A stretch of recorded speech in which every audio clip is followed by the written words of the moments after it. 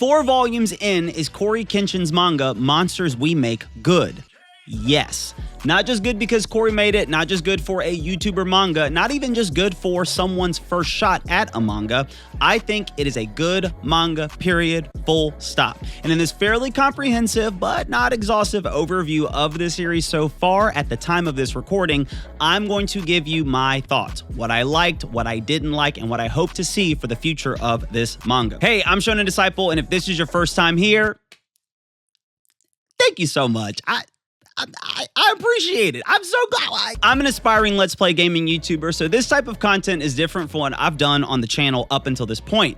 And if you are a part of the Shonen Tribe, where you at? Holla at your boy, and you love gaming content, do not worry. My intention is for this channel to always be first and foremost a gaming channel and have more gaming content coming your way, so don't worry about it. That said, I've always wanted to incorporate some anime and manga content into the channel, and I thought, what better title to start with than a manga made by my favorite YouTuber. It bridges those two worlds really nicely. Now, let me go ahead and get this out of the way. Am I a big fan of CoryxKenshin? Absolutely. Did I recently get the chance to meet Cory and some of the Monsters We Make team at a convention? Yes. Did Cory and his team promise to cut me a 6-figure check if I make this for... No, they didn't, but I would have taken the money in a heartbeat and would have made this review, and I would not have felt guilty. You guys can still, if you want, I'll send you my address. I'll Zelle pay. I'll PayPal. Does that mean I only like this manga because I'm biased? Yes, sir. Yes, sir. Not at all. If anything, I think fans can sometimes actually be the best people to give critique because fans oftentimes actually want to see you win. And we know, fans know, flattery does not help people improve. It doesn't help people grow. It doesn't help people win. It's kind of like being a sports fan. A real fan of a team is usually the first person to say, I love this team, but we need to fix this. We need to work on this. We need to improve here. This is good, but here's where we can get better. And that is the posture I'm coming from with Monsters We Make. I watch anime, I read manga. I've not made either of them other than me drawing some like Dragon Ball Z characters back when I was in the 7th grade, which that was all the way in the like a long time ago, people. Okay, like we just got out the 1900s basically. But to be honest with you, the anime and manga like I critique the most thoroughly are usually the ones I care about the most. So that said, look, if you are convinced from the jump I only like the manga because I like Cory, then I can't help you. You are free to believe what you want. Go about your merry life. Let me not rain on your parade. But with all of that out of the way, let me explain to you the structure of this overview and how this is going to work. As you can already tell, this is a long video. And I'm going to be honest with you, it's because I like to yap. You know, I'm recording this opening after I've recorded like all of the things that I've said. And I'm going to be honest with you, the video could probably be a fourth of the length it currently is.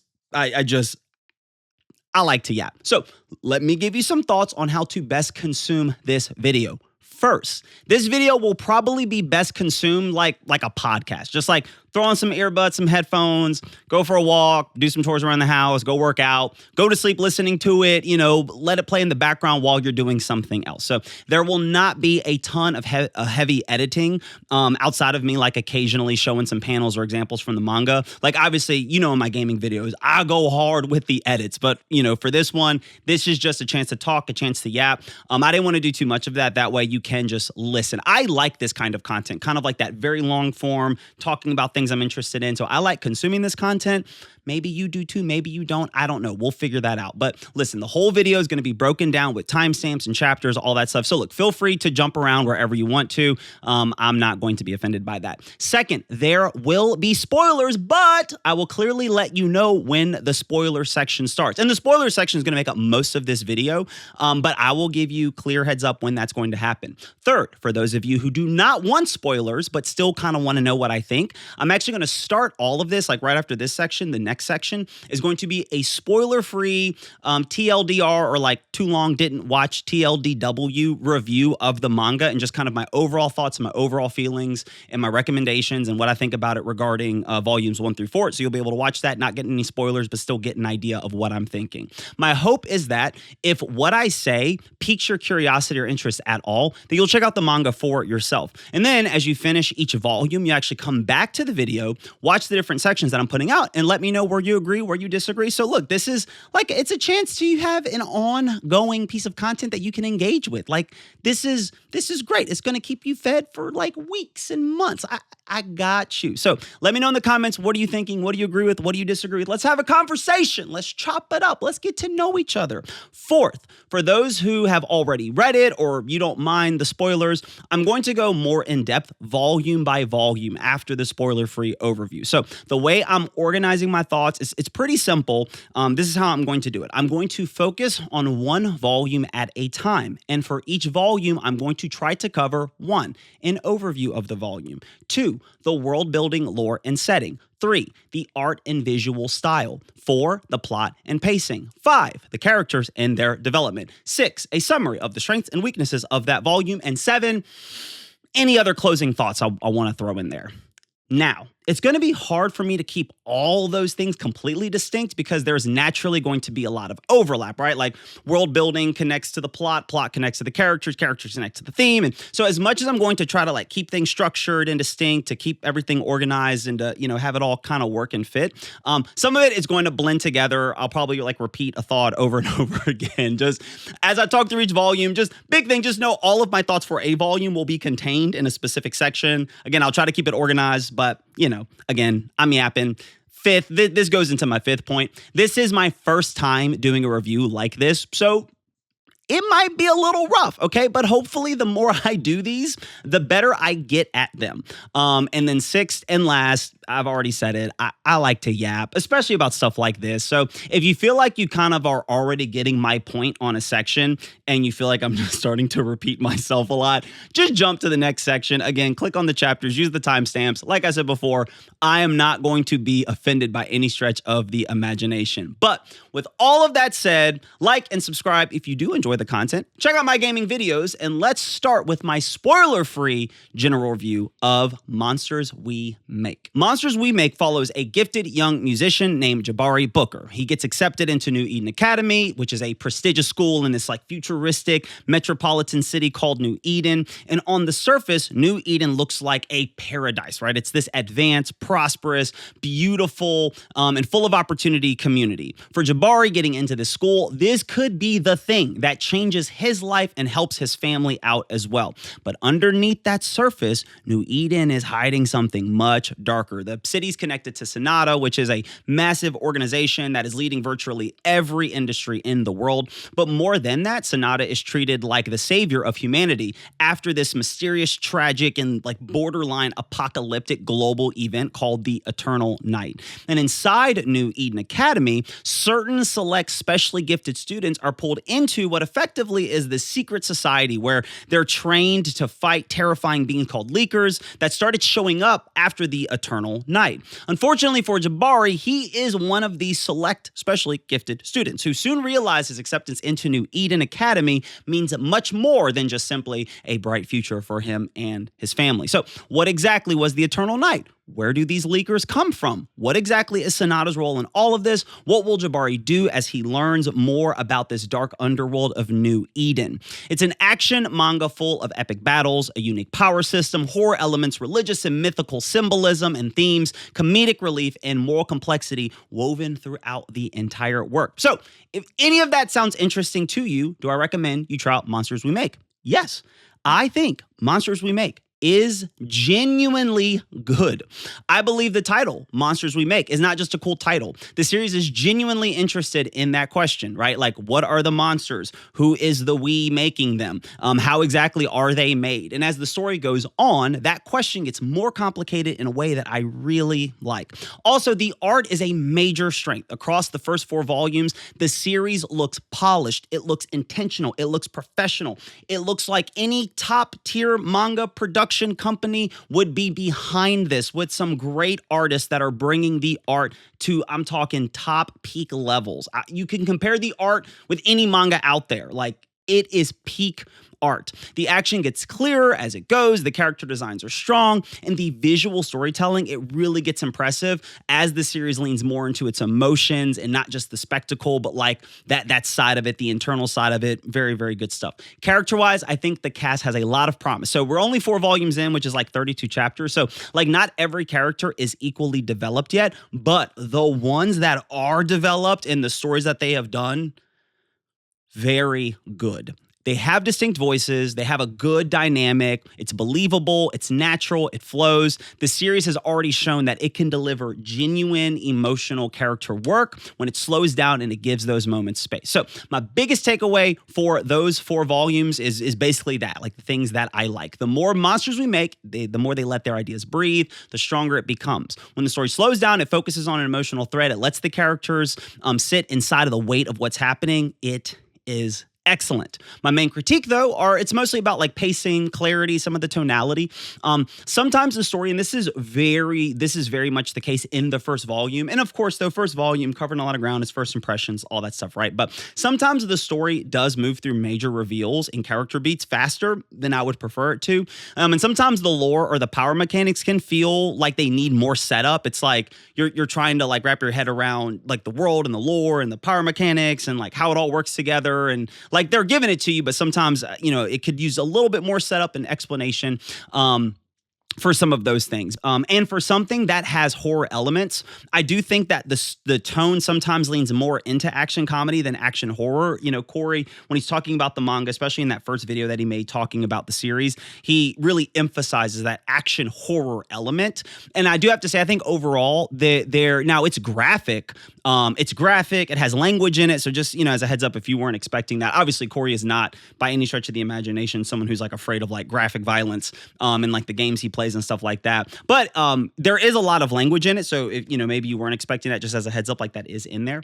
But I do think that the horror tone, while it has these clear moments where it happens, it doesn't really like, it's not like a common thread that I feel like is set throughout the entire manga. It actually leans more consistently into what I would just consider like action and like standard action shonen comedy, like some of just that lighthearted. It's not like a comedy like Gintama or like how, One Punch Man's effectively like a satire, but there's a lot of comedic relief elements in it, similar to what you'd experience in like Naruto or like One Piece or, something like that.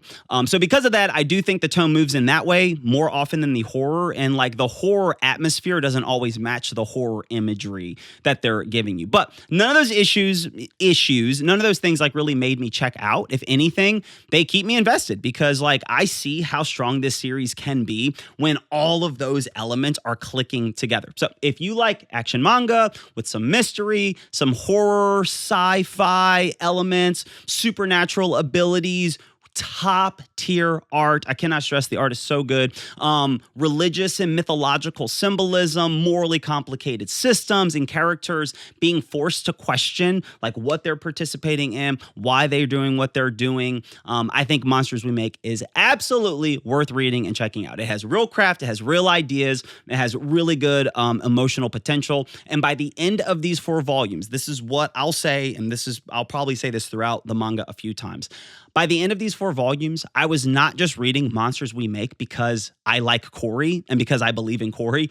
I was reading Monsters We Make because I believe in Monsters We Make as a story, and I like Monsters We Make as a story. So if you've not read it yet, this was my spoiler-free take. That was my spoiler-free take. Do I think it's good? Yes. Do I recommend it? If those things that I mentioned pique your interest, then yes, I recommend it.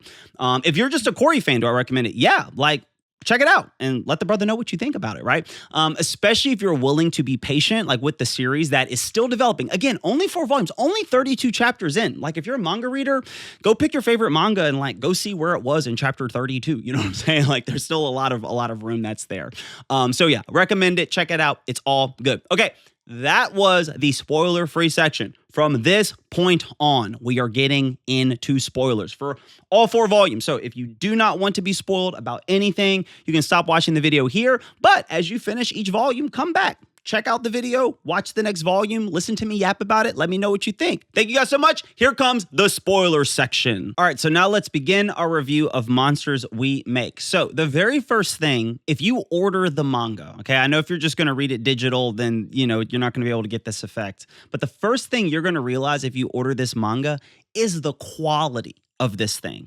Like when you hold this manga and you look at the pages and you feel it, this thing is top tier. Now I have my copy right here, but I currently have it covered and I don't want to take it out. We're gonna leave it in here. This is actually kind of from the first edition print run that they did, and I actually got Cory to sign this one, and so we're gonna leave it in here. But I can tell you the quality is top tier. It is top notch. It's a very, very good manga. Now, when I'm approaching engaging a story like this from like a very honest standpoint, and I'm trying to really understand how I feel about it and do a review on it, I'm going to be paying attention a lot to details. And I think that that's actually one of the things that Monsters We Make excels in very strong.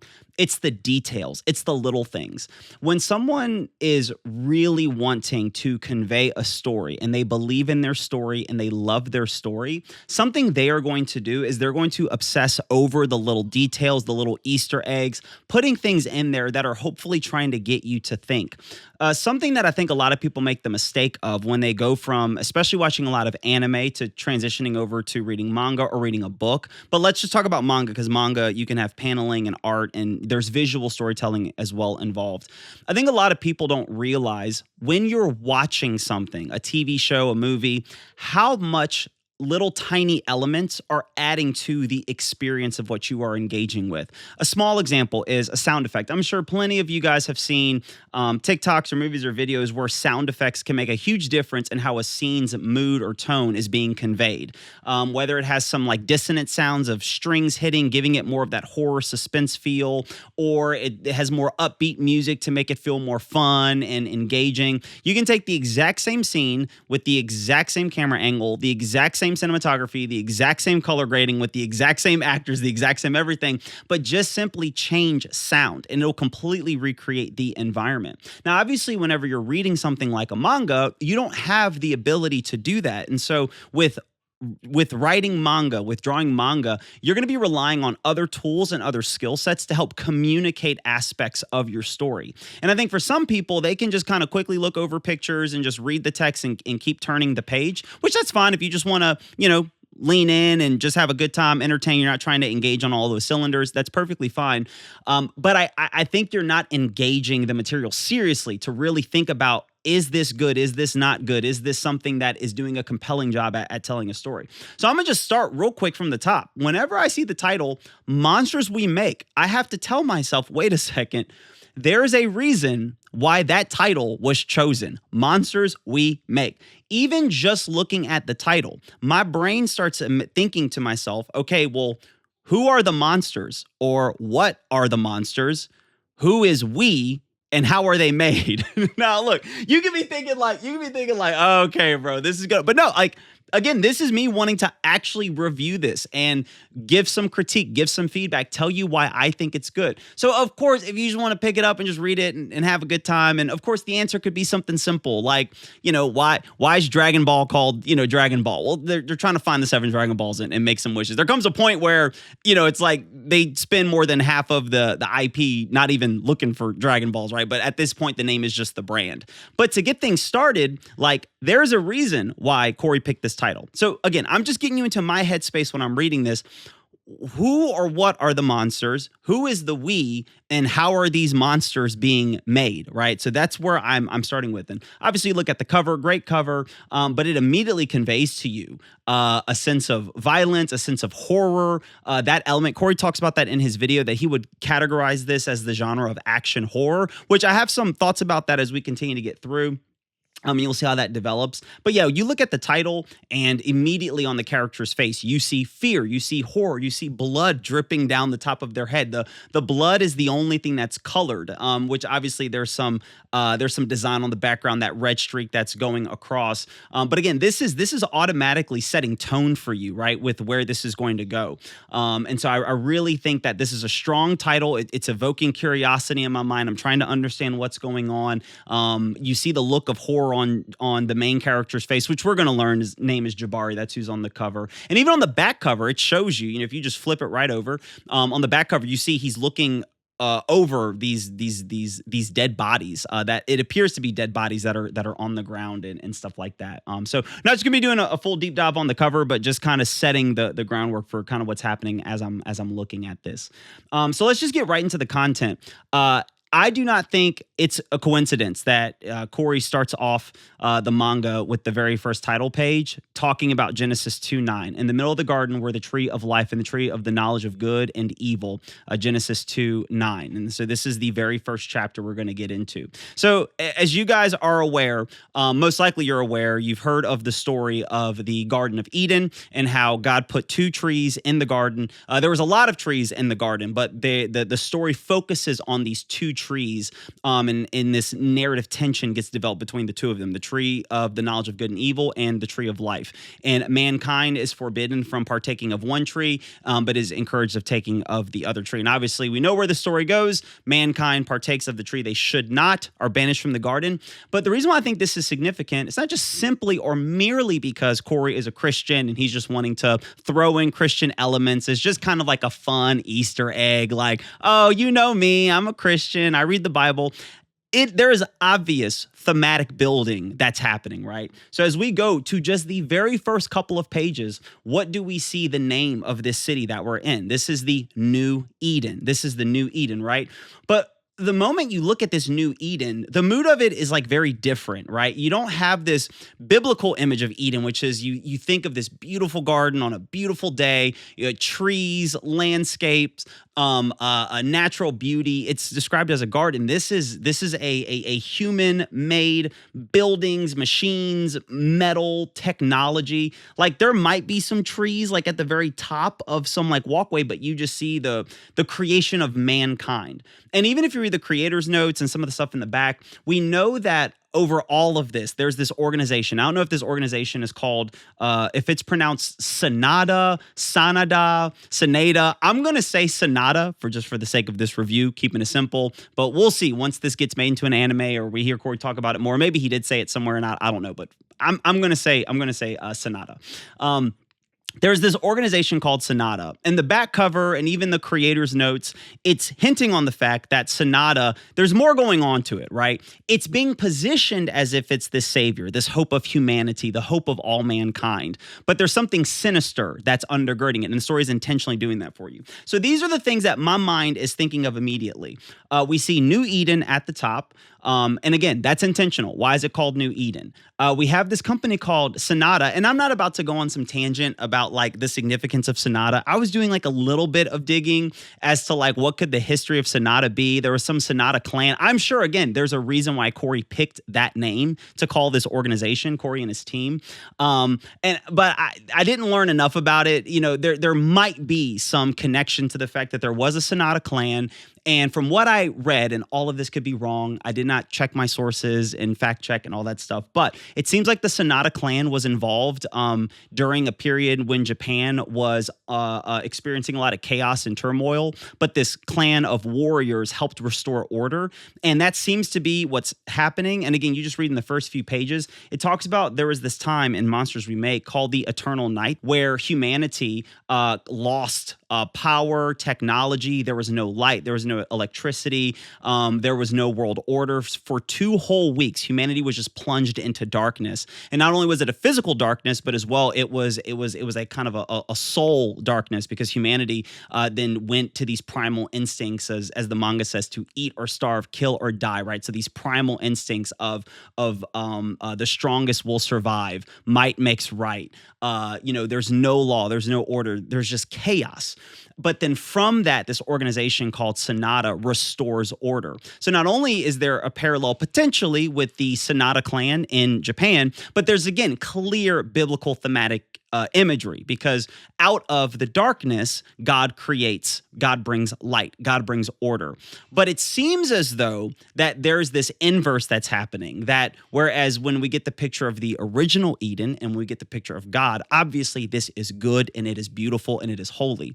But it seems like New Eden and Sonata, there's this inverse reality going on, that they're being positioned as this good, as this holy, as this hope of mankind, but really it's dark and it's evil and it's sinister, which makes me think back to the tree, the trees of knowledge of good and evil, and the tree of life.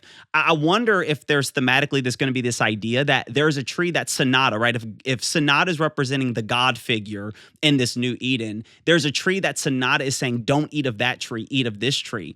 Whereas in the original story of the Garden of Eden, when mankind rebelled against God and they ate of the tree of the knowledge of good and evil, they ate of the tree he said to not eat, and they rebelled against God, it plunged the world into chaos and disorder, where I feel as though there could be this thematic mirroring or paralleling that's happening, where it's like this like inverted, this like upside down Eden, and Sonata is this like false God, this evil God, this, you know, false sense of hope for humanity. So whatever tree they tell you to not eat from, like that's the tree you will need to eat from in order to bring like real life and real order and real redemption to humanity. But we'll see.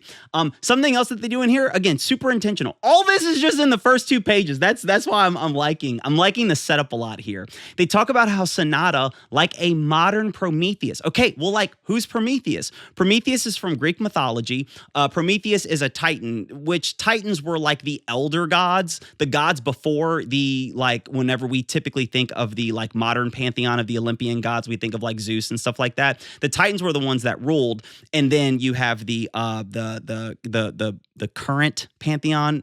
I don't know the best way to categorize. Long story short, Prometheus is a Titan who rebelled against the gods. He stole fire from the gods to bring to humanity. And so it talks about how the world was plunged in darkness, and out of that darkness, Sonata brings light, but it says it's like a modern day Prometheus. And what did Prometheus do? Prometheus rebelled against the gods, stole fire, stole light from the gods, and brought it to humanity. And the final panel in the manga mentions how the world was forever changed after that happened. And what happened after Prometheus does this? Well, it brings chaos to the world. Pandora's box is open, right? All of these things are happening in Greek mythology, right? Okay. I know that was a lot. I know this is just like the first 2 pages. I promise the rest is going to go faster.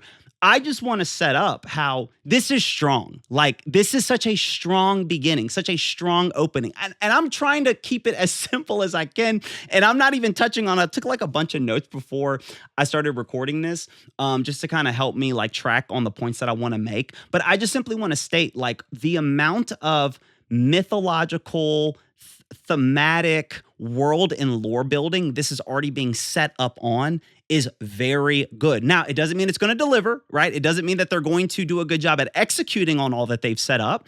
But I think for a lot of people, they just can read this and just kind of go like, oh, okay, like, all right, there's some organization called Sonata and they're a big, mean, evil corporation, whatever, like that's been done 100 times, or like, okay, yeah, but there's so much more to that, right? That's being set up here. The parallels of the original creation story, how humanity is experiencing kind of this like new but like inverted creation. There are these monsters that are being made where like God didn't make monsters, God made beauty and goodness and humanity. So there's like the beauty he made, but then the monsters we make, right, when we get involved. So anyway, that's where my brain's firing on all those cylinders, right? So that's why I'm liking what's happening here. This opening scene sets everything up so strong because, again, you have this idea of this, there's this new Eden, there's this hope of humanity. They brought light. And if I were to be describing this scene to you, talking about this new Eden, there's this organization, they brought light, they brought hope to humanity, you would be in your mind imagining kind of like that Edenic Garden of Eden, beautiful picture. But instead, what you're visually seeing, you're seeing something that's kind of contrasted with that, right? You see like the dark colors, you're seeing the fear and the tension that they're establishing here. So I know I said a lot there, and that just gets us kind of just into this opening with New Eden, with Sonata, and with this thing called the Eternal Night. But we're also introduced to some other lore elements that I think are really interesting and I think are unique here. So we have these monsters that are called leakers. Now, again, I don't, are these the monsters? Like anytime I say monsters and I refer to the leakers, I'm using monsters in a general sense because I think that the story is still intentionally leaving the question open for us on who or what really are the monsters here. So when I'm using the term monsters, I'm not necessarily associating that term with the title Monsters We Make. I'm just talking generally that they're monsters. They got big crazy teeth. They're crazy looking. They're freaky looking. Okay, they're monsters in that sense. Okay, so it also gives us this concept of monsters, and these monsters actually are humans. Like these humans, they will turn into monsters. Again, we get this quick introduction on it that this is the overflow of this negative perspective on life. This kind of the more the way you have this outlook on life that is that's depressing or that is negative or that is sad or that is downtrodden. Like the more it's kind of shifted towards that pessimistic, that's the word, this kind of this pessimistic view, or you're experiencing a lot of negativity, a lot of trauma, a lot of bad things are happening. This brings out in this particular person this turning into a monster. And so that's why they're called leakers, right? You leak what appears to be all of this negativity, all of this vitriol, all of this hate, all of this pain, all of this sadness, all of this anger. You leak it and you can turn into a leaker. But also as a human, you're a marked one, right? So there's this mark that appears on your body. Now, again, this is just the first volume, is just setting the stage. I find this very intriguing that, they're not just simply fighting just monsters in a general sense, right? That are just some experiments from a lab or something like that, but that the monsters are associated with one's internal disposition towards life. I think there's a lot of interesting room we can explore there. Also, with that, whenever one can turn into a monster, they retain their humanity. So it's not like a zombie in the sense of like, oh, like when you turn into a zombie, the you is just gone and you're just, a zombie now. But effectively, like the person who is there is no longer there. This is something you can turn into and turn out of, but your humanity is retained and it remains there. You just kind of get taken over by this, right? So that kind of sets up this monster category, kind of the I wouldn't say villain, but just kind of the threat that is looming over this city. We have the leakers. But then we also have these students, these young people that are born with these innate abilities. Now, the story is tying a lot of this into this event called the Eternal Night. Again, we touched on that just a moment ago. But somehow this Eternal Night is what started, from what we can tell, is what started this whole humans turning into leakers. And then the children, the people that were born during this eternal night, that has given them this ability to have what's called a tuning or a power or an ability that's innate to them, that they're able to utilize and to harness for a myriad of reasons, but it's primarily being used by this New Eden Academy, this Sonata Front, this militaristic secret organization. It's using that ability in order to fight the leakers, right? And so we don't know. I'm assuming that not everyone born during this time has a tuning. Maybe they do, maybe they don't. I don't know. But if you do have a tuning, what we do know so far, at least what the story is saying, is that if you do have a tuning, it was because you were born during the eternal night. But something else interesting that the story does is, instead of just simply giving people these like abilities or these skill sets, they are leveraged through the suits that they wear, right? So in order for you to best utilize the power of your tuning, whatever it might be, you have to wear this suit, and the suit gives you the ability to better harness your tuning power.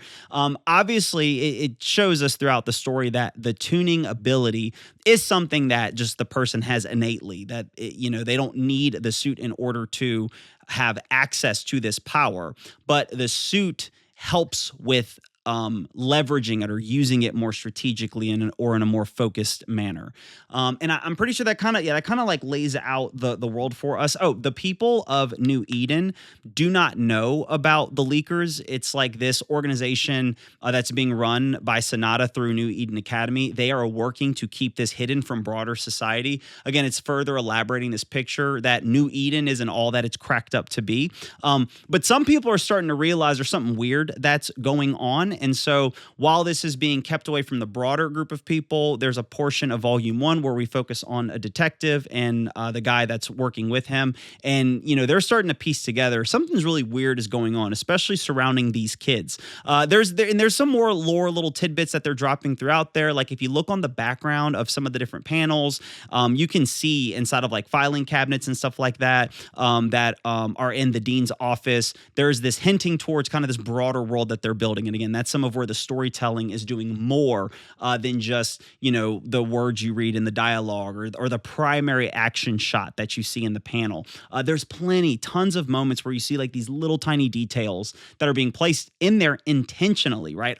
Everything that's getting drawn, there's a reason. Like they could have not drawn that thing. They could have not added that detail. So the fact that they did usually, majority of the time is pointing to something significant that we should pay attention to. So now let's talk art and visual style and broader presentation in volume 1. The art and presentation, the paneling, everything in volume 1, and just spoiler alert, in all of the volumes, because it only gets better, is excellent. Like I think a lot of people don't read manga that pretend they do read manga. And I'm not acting like I am reading like manga every day. Okay. Like I'm not, but you should just take the time if you haven't. I might throw up some visuals. Like you should go look at some of these, high selling, well-known manga, things like Attack on Titan, Jujutsu Kaisen, Demon Slayer. And then obviously you can go back to like more old school ones, but like, go look at their chapters 1, 2, 3. There's only a total of 32 chapters of Monsters We Make that's available right now. That's including all 4 volumes.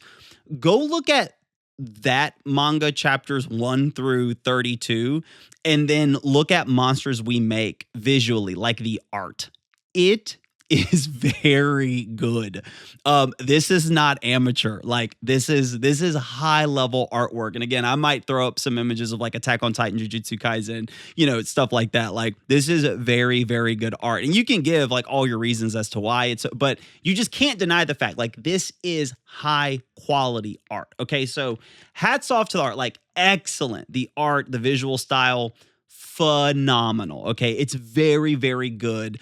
And then when you put it on, like when you grade it on a curve, it's like, it's insane. But like even just comparing it to just standard manga, it is very, very good art. With all of that being said, we also though need to talk about the paneling and some of the action shots. Now, I will say broadly speaking, paneling's great. Like when you're reading it and you're following it, you're seeing the sequence of movements and things like that. I will say that there are some action sequences and some moments where there is more movement happening, a lot that's happening between the paneling, where it can be a little hard to track with like, wait, how did that person get from that position to that position? Wait, where would I'm going to use the word like camera. I don't know if there's like a better term for it, but like where the cameraman per se is like getting the shot. Like what's the angle of this? How do we get from there to there? So it does happen sometimes. There were a few times where I needed to stop and like slow down and go, okay, wait a second. Like, where's this here? Where's that there?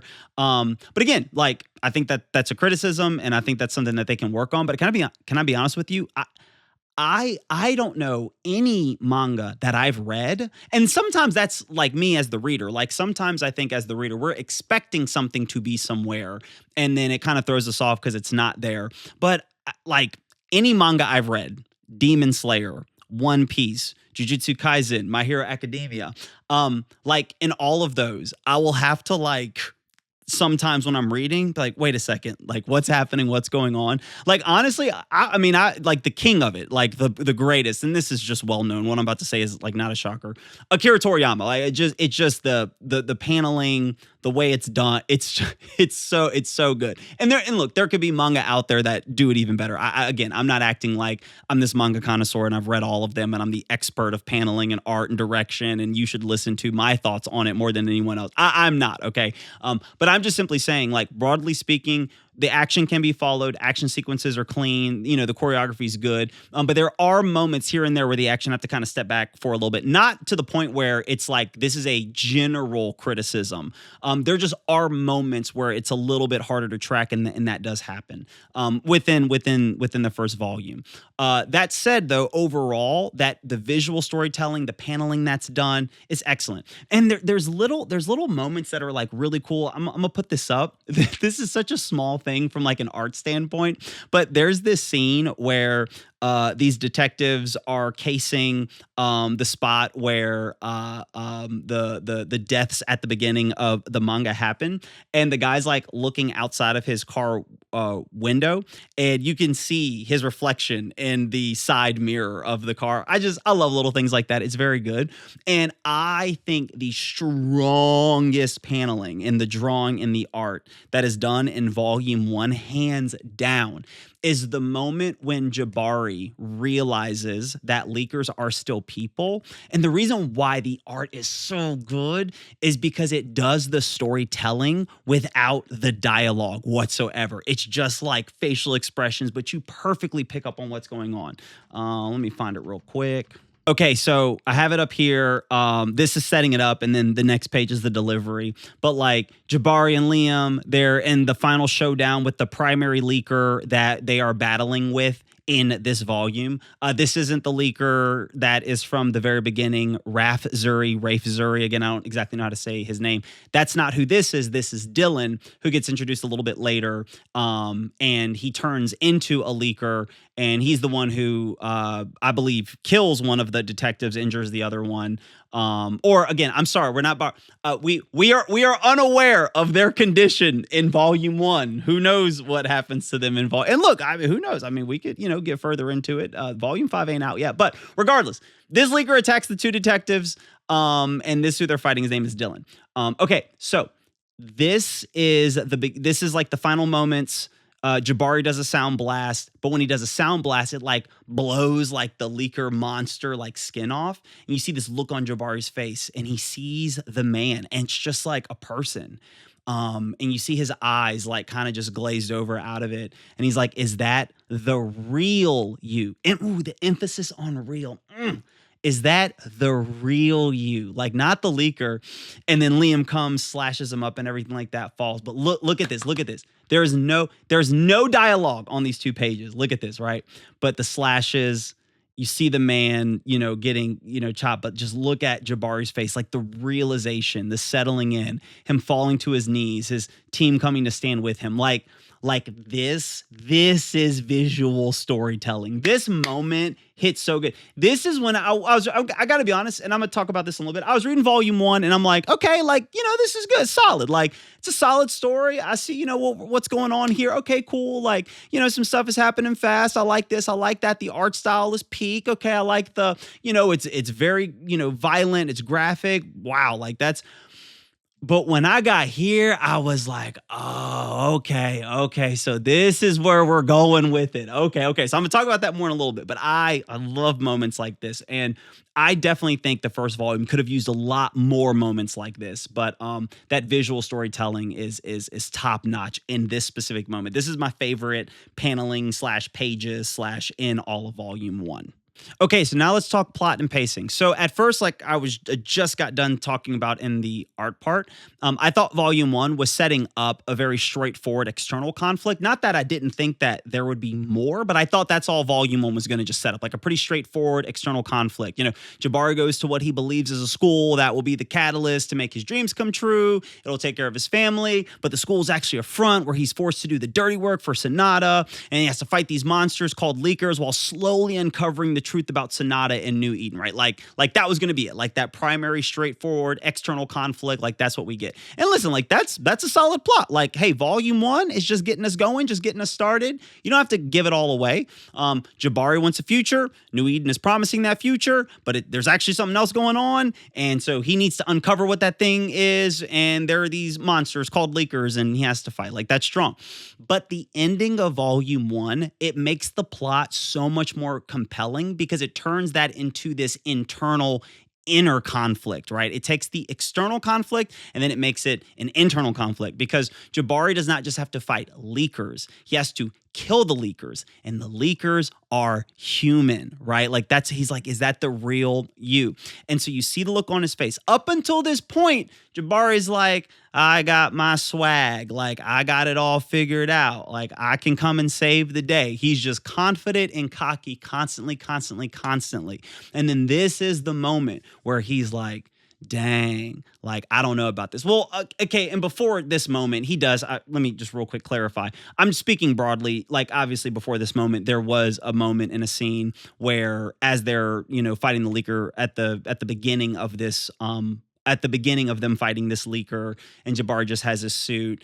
There is a moment where he does have a breakdown. He's vulnerable and stuff like that. But you get the idea. The point is that like Jabari has it all together, but this is the moment where like real inner conflict enters into the picture of what you realize he's now going to have to wrestle with for at least the near future of the manga. But like it's setting it up, and it feels like this is going to be kind of that primary inner conflict, but leads to that main driver for him to kind of work through, and you see that there.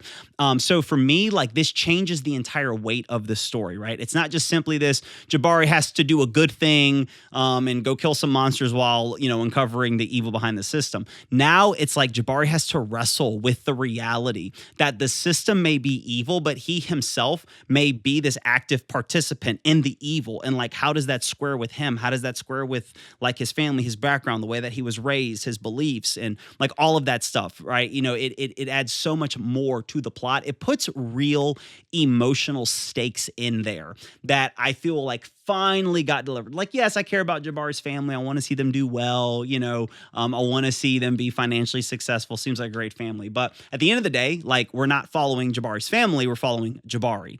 And so to have this moment where we can connect with that inner conflict is very strong, right? Because now the plot is not just asking like, can Jabari survive, right? Can he beat the monster? Because I even think that's on like the back cover. I think the back cover says like, could you survive like your first day in like, a New Eden Academy or whatever.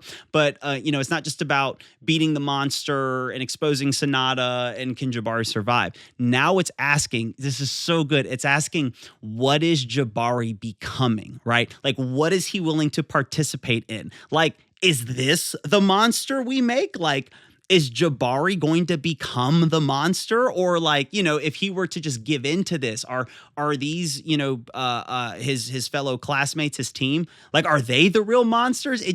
It's good, right? It's this thing of like, what will he become? What will he compromise? What will he participate in? And so I really like the way it's setting all of that up. If he is willing to kill the thing that is still human, like what does that make him? Like, how is he any different than, ultimately, the monster? Well, and obviously, the monster's trying to attack him and, stuff like that. You got to do something, but it's setting that up really well. That said, while I do like that plot reveal and kind of that broader plot that they're building out, I do think that when it comes to pacing and payoff and development, while reading volume 1, I'm like, hey, this is where there can be some room for improvement, because the story goes through some very major reveals, what I would say is very quickly. So Jabari has this conversation with the dean of the school, and the dean of the school is the one who reveals to Jabari like the real secret behind everything that's really going on, and the leakers and the monsters, and you're now part of this thing called the Hounds, and you're on Team Alpha, and you got to go fight these monsters, and these monsters are killing people, and they've killed other students like you. And like Jabari has some there's clearly conflict he has. He's like, I can't believe, like, is this real? Is this not real? But still, it's like the dude gets everything dumped on him. And then within a few pages later, he's not just simply like fighting a leaker, but deals at the moment what seems like a kill shot on the leaker. And then whenever he shows up, he's like all like, yeah, I'm awesome. It happens like so fast. Like it's like he's going to the school, but like the dude has not even gone to a class yet, right? Like usually when it's like building up this like, the school's a facade, but there's, we'll get some, I don't want to say like slice of life stuff, but we'll see them in school and in class and what's going on. I mean, the dude like has barely walked down one hallway, and then he immediately needs to go take this second assessment test where they're pushing him physically. And then the moment he passes all of the physical tests, and then there's like a mental test as well. And there might have been something else. But anyway, after he gets done with his second assessment, like immediately following that, it's just like, hey, here's the dump, boom, like here's what's really going on, the leakers, things like that.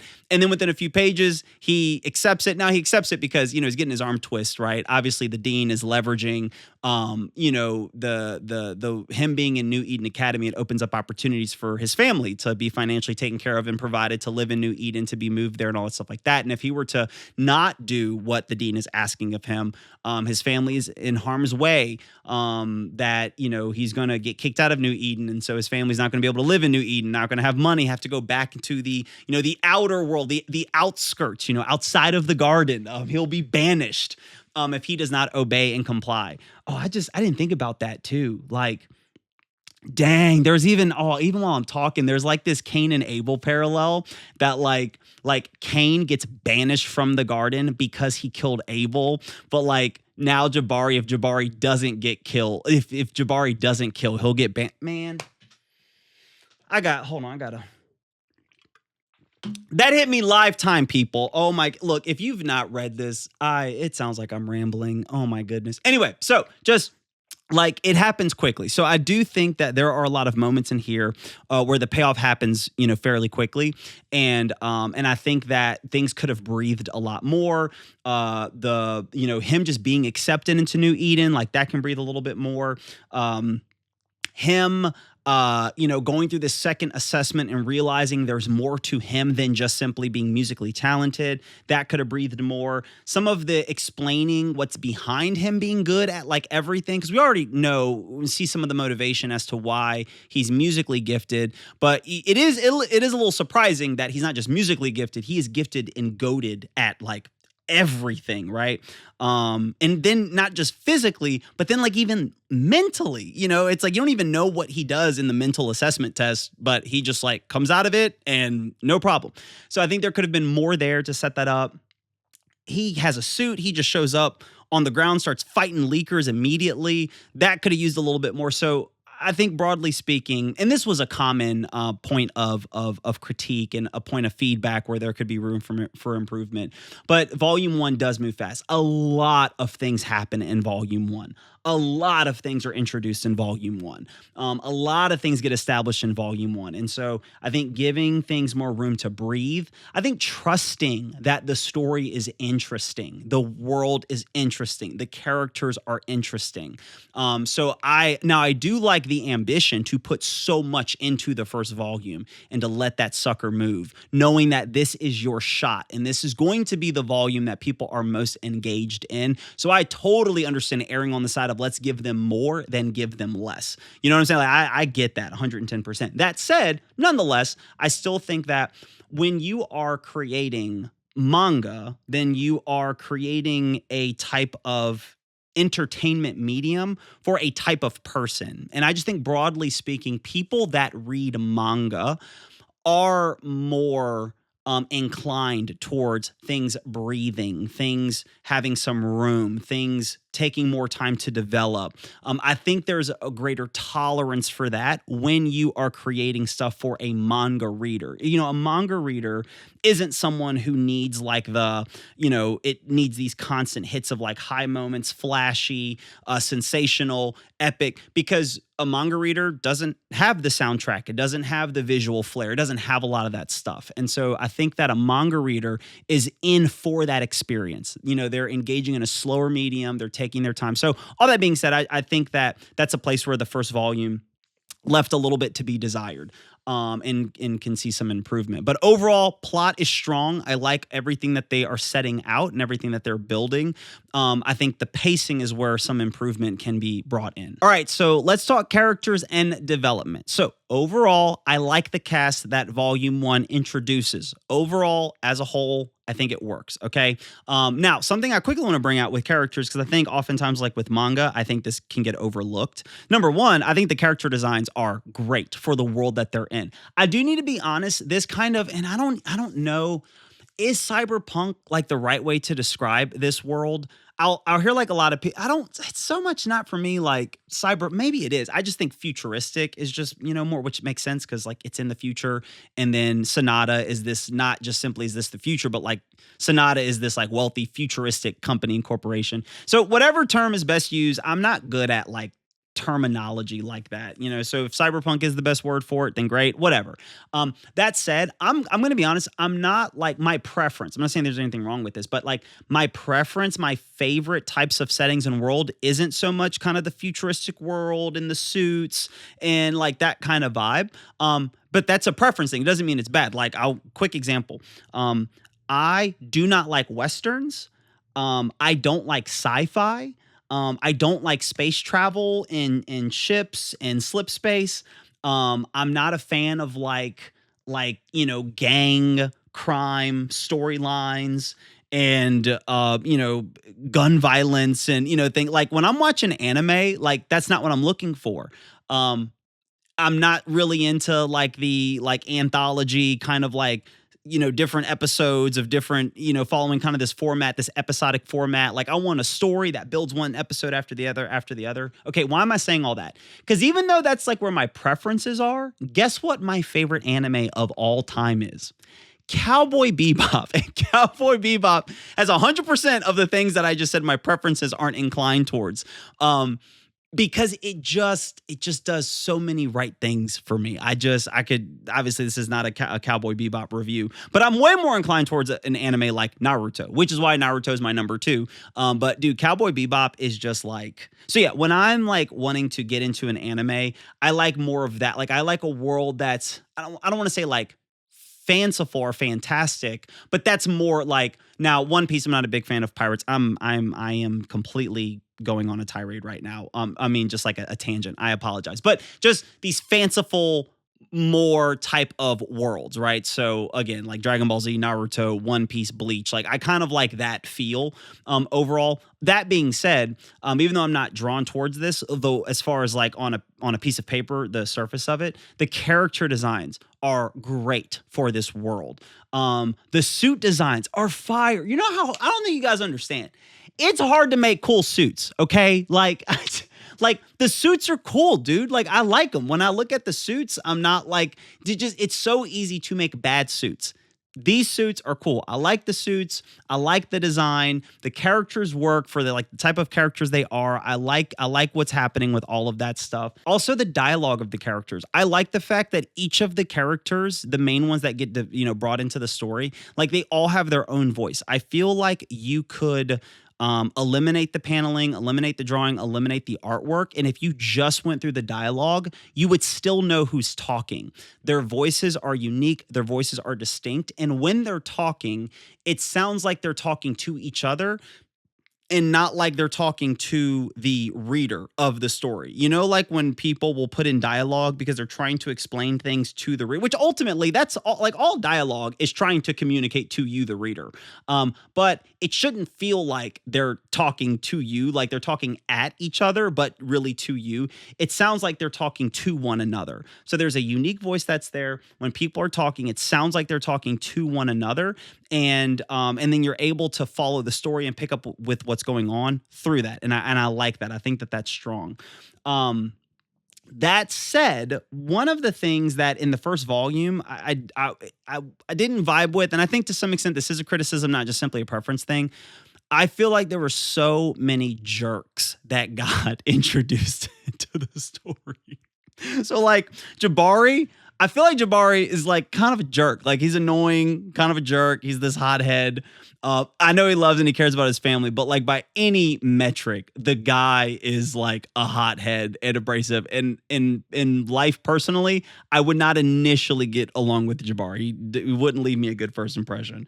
Allison, same thing. Allison kind of has a jerk energy. When Liam is first introduced, Liam has a jerk energy. When Fane is first introduced, which he doesn't have like a big introduction, but he's briefly, introduced in this, Fane has jerk energy. With the dean, and we get the dean, all the interactions with the dean, she has jerk energy. So like you're already not getting, this massive ensemble of characters to get started with.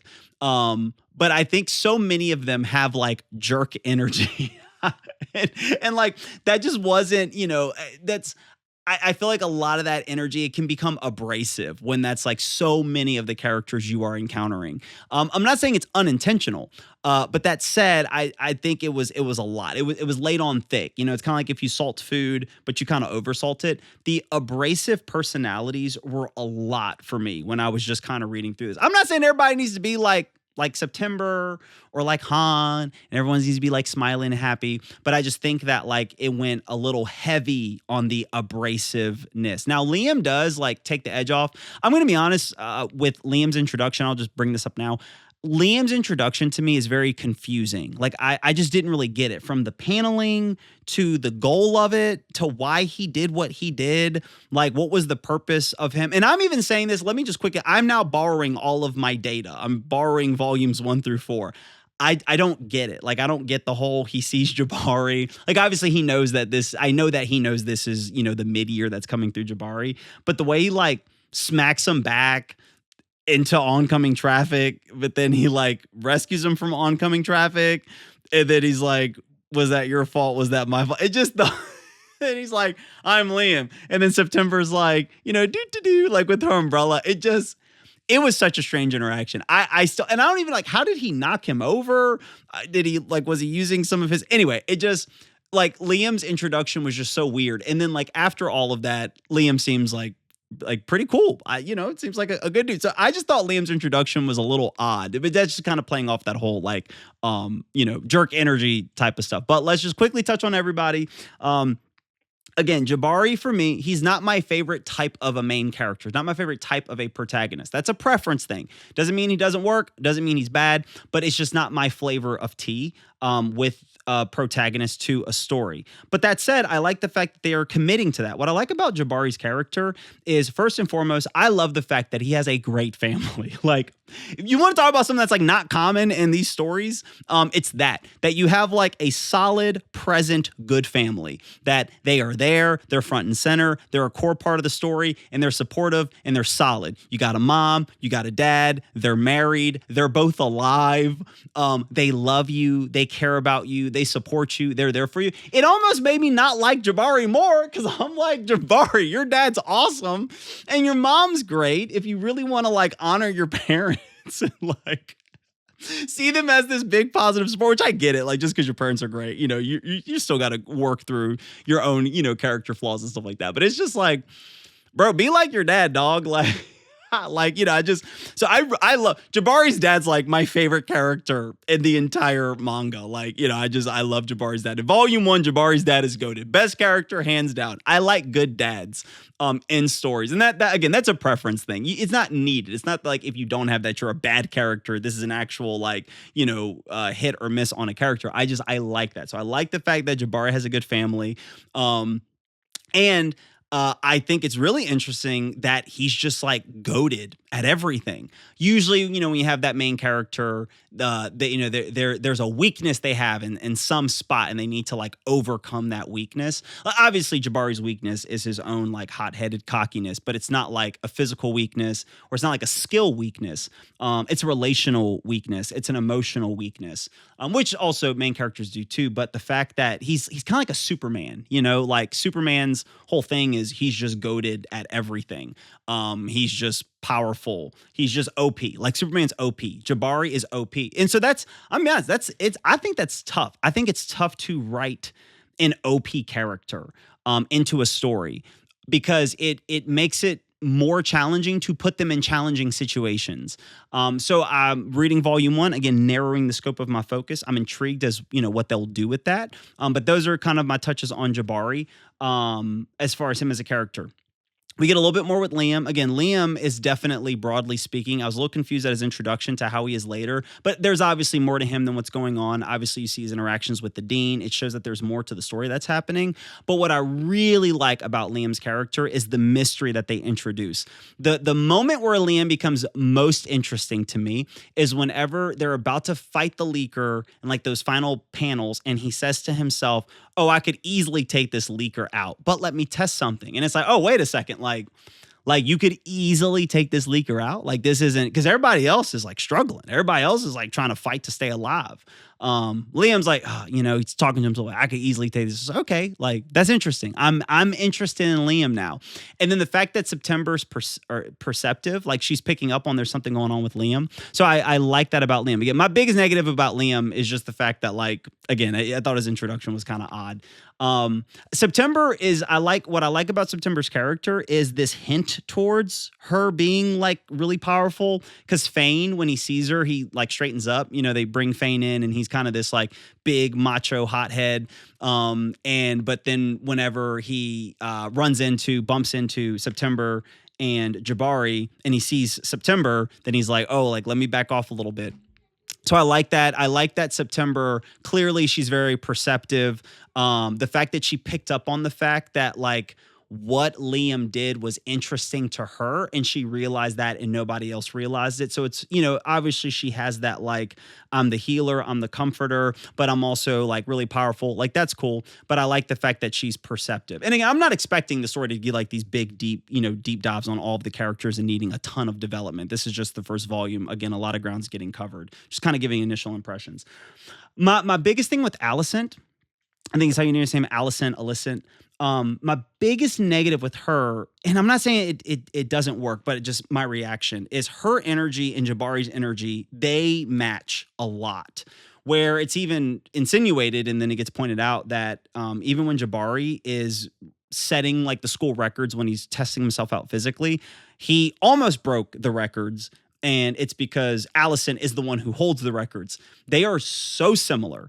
And when you're kind of introducing this ensemble, usually everyone has their role. So I think there's the potential to do something interesting there with their characters being so similar. The main character being a lot like a side character, someone in an ensemble. So there is potential to do something interesting there.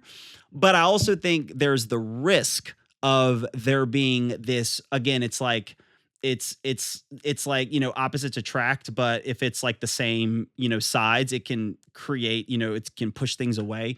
I feel like that analogy went over terribly. You know what I'm trying to say? I'm talking about magnets, people. Leave me alone.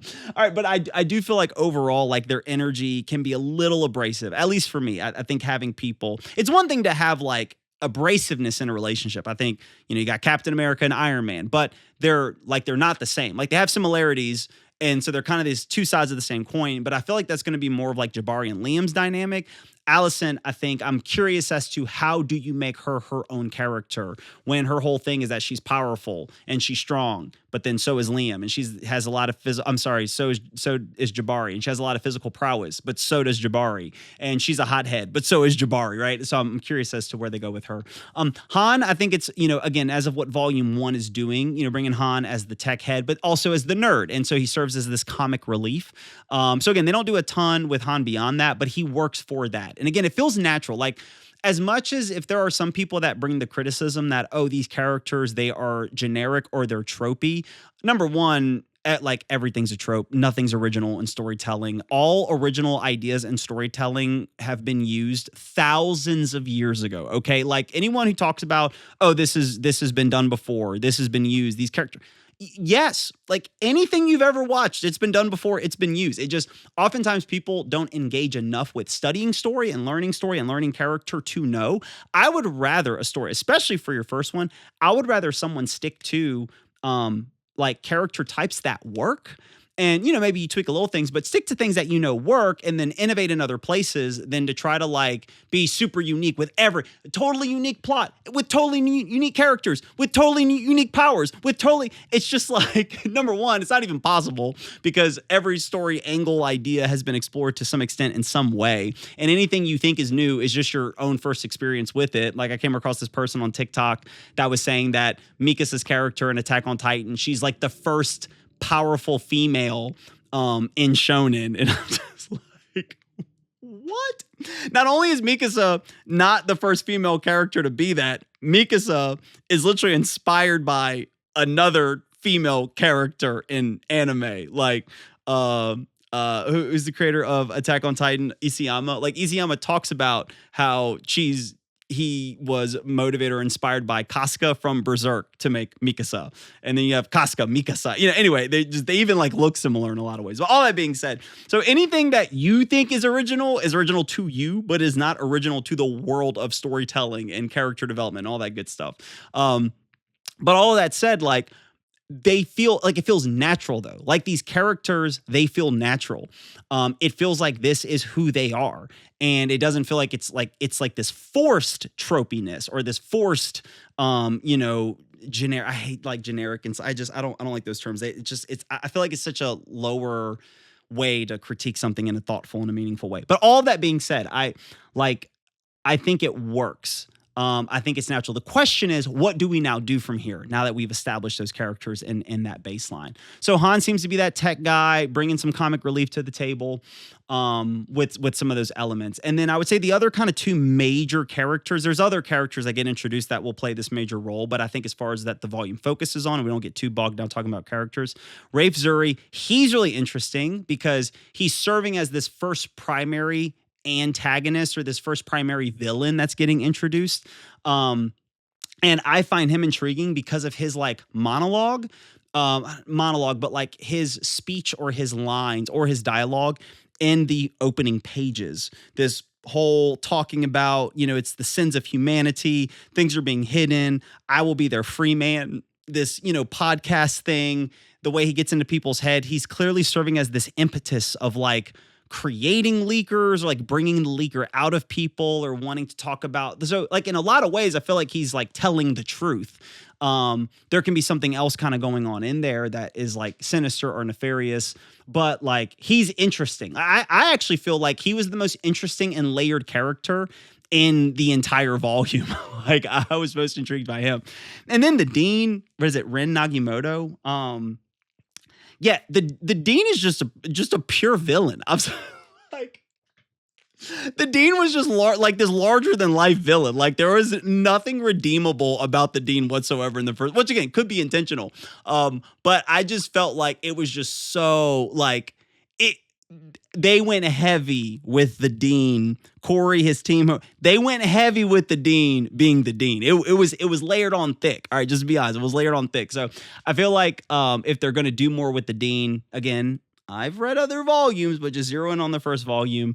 If there was going to be more to the Dean, then that needs to get opened up and explored. I think it would have been worth having just a little, like if, they're going to add some more elements there to at least show a side of that. I think they did a good job with Coach when it came to that. Like they did a good job introducing him. He's clearly a part of this broader system, but there's more to him than just like this, oh, I work for New Eden Academy and I'm part of Sonata and all that good stuff. So that's kind of my broad look of the characters.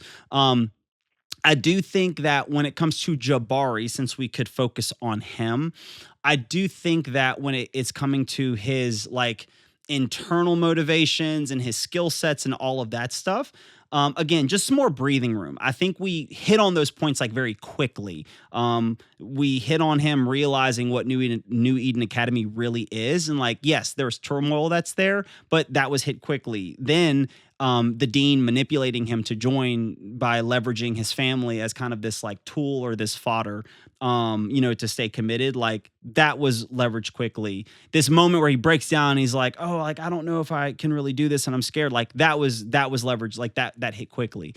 And so I think all of it's there, like the ingredients, the material, all of it's there.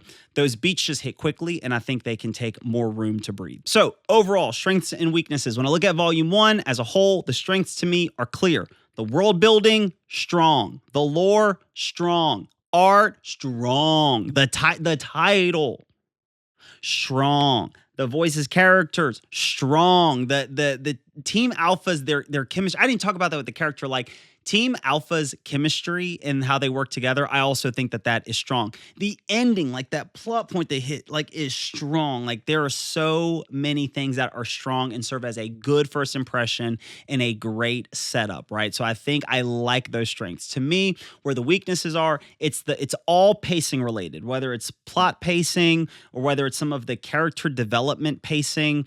I think that's where the greatest weaknesses are. Oh, and something I will say, this is like a broader takeaway with tonality. I also think that there's a tonal weakness that's there.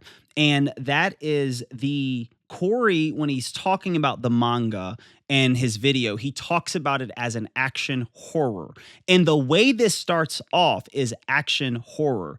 That said, like once we get past that, I don't know. I don't feel like it maintains a level of horror. You don't see fear or feel fear on people a lot. Now, obviously, like the hounds themselves, like they're not going to feel scared or be scared because, they're in this. This is what they do. But I think there could be more and they could have explored more with the fear side of it, especially with Jabari. Like this is his first time encountering a leaker and he just didn't feel scared for like a second or like a moment.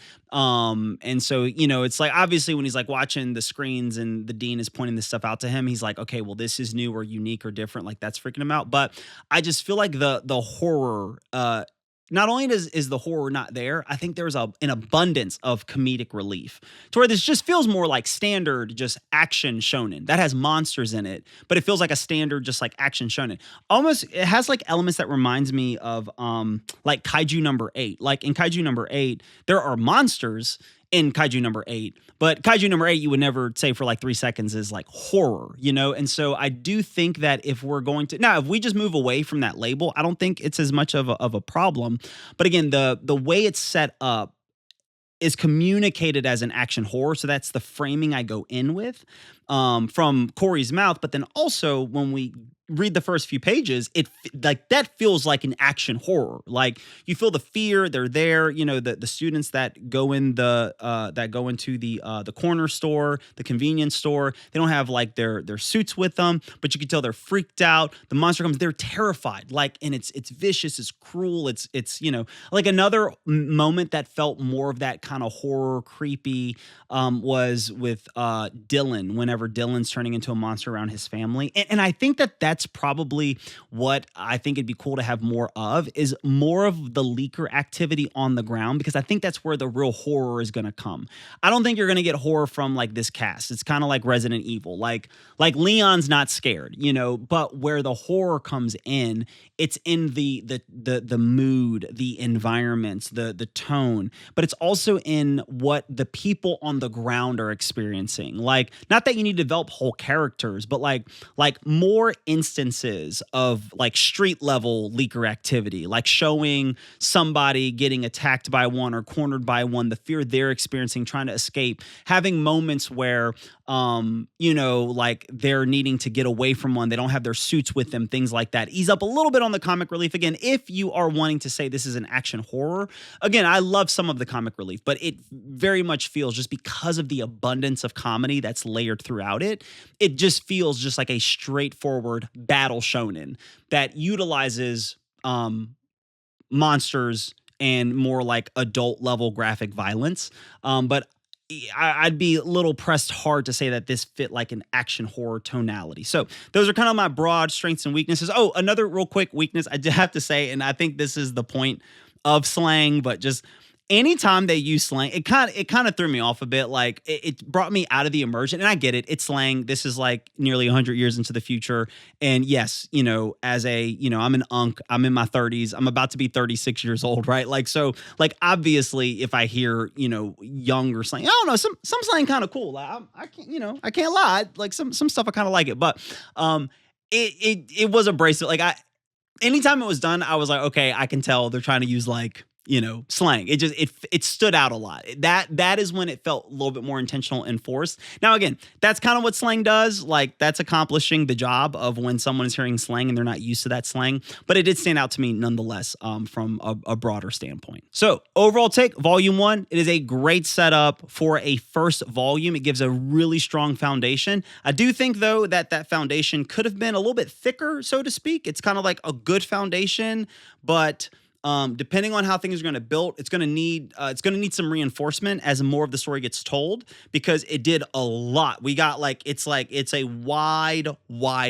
foundation that's good, but I think there can be some areas that might be a little thin or may not be as weight bearing without including some additional support as we get throughout the other volumes of Monsters We Make. So with that, let's go to volume number 2. Moving into volume 2, this is where I think Monsters We Make really starts to flex, and it immediately dismisses any concerns I had with volume 1. Volume 1 gave us the foundation, and volume 2 takes that foundation and builds on it where it's already strong, and then it goes on to reinforce areas that I think needed some support from volume 1.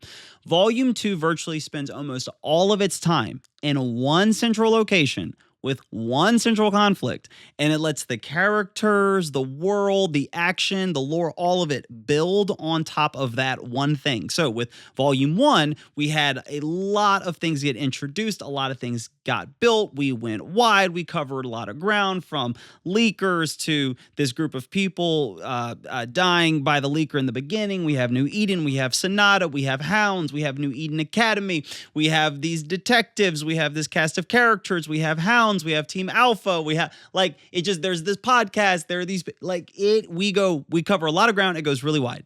Volume 2 locks in. Volume 2 says we're going to be in one spot around one conflict virtually, and we're going to build all around that, right?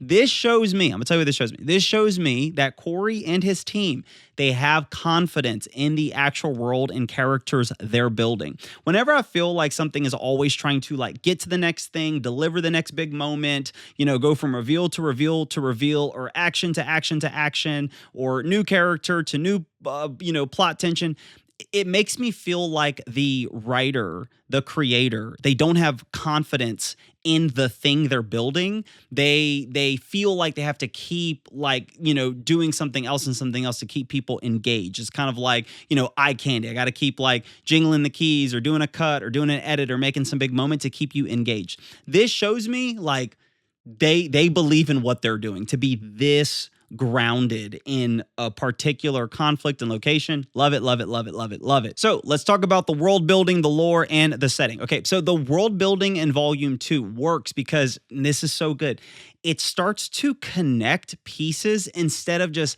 adding more pieces, right? So volume 1 gave us a lot of pieces, and then volume 2 is taking the time to connect all the pieces that volume 1 gave us, and even some pieces that you may not even noticed or really paid attention to, but volume 2 takes the time to start bringing all that together.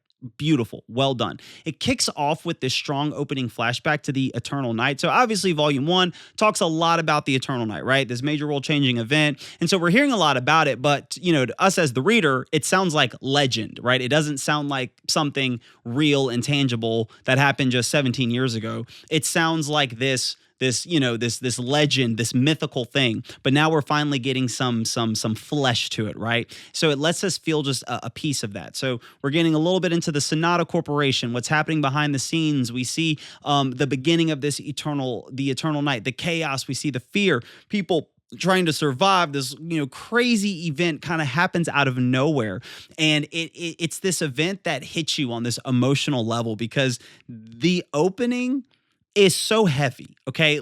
It's so, as a dad, it was almost too heavy, right? Again, spoilers. Starts off with this dude, he's married to this woman, apparently or allegedly, there's some affair that's happening between them, but they're arguing at the beach and their kids are there. Then the Eternal Night begins, the kids get trampled. It was almost too much for me, okay? It's no punches were pulled. It's that's so far both volumes start with this oh, we're going there? Oh, you're trying to hit me with that? Okay. So the opening starts really heavy. It pulls you in from the beginning, but it's working because it lets you know this is terrible. What happened around this event, it's setting the tone for this is a horrible thing. What I think is interesting about how they're setting up the Eternal Night, though, is they're setting it up focused on people and characters, not just the event itself from kind of this broader global 30,000 foot in the air perspective. They are setting up the story of the Eternal Night by zooming in on characters, right? So you're first being introduced to characters and it's developing from there. So again, just an observation. I think that's an interesting way to approach it. But we start off with this flashback from from the Eternal Night. We then move over to Ren, Dean, Madam Dean, as they call her. And again, now we're getting this other side of it because we now see her being emotionally vulnerable and organizationally inferior, right? To this unknown figure she's talking to. Like, she's now the one taking orders. She's not giving them. She's now the one that needs to submit and be obedient. She's not the one who's lording authority, but having authority lorded over her. We get Team Alpha. They're running a training simulation together. Jabari is still like dealing with the trauma that we just left off with in Volume 1. Volume 1 ends with a little bit more of this upbeat, like they're all hanging out together, take a picture, having a bite to eat. But then we kick off like Volume 2 and the emotional trauma is still there. Jabari's like working through it, but we're getting these, like, it's setting up this thematic tension where Liam is seen as this like symbolic Knight of New Eden. He is this influential person that's kind of like, he rallies the people together. Jabari's being seen as kind of this misfit who can, be the source of like defection and all of that stuff. We're learning more about Vector 1. We're learning more about the other teams. The fact that Team Alpha is not the only one that's, operating in this world. There's other teams. There's other vectors. We're learning about the tunings. We're learning about the suits.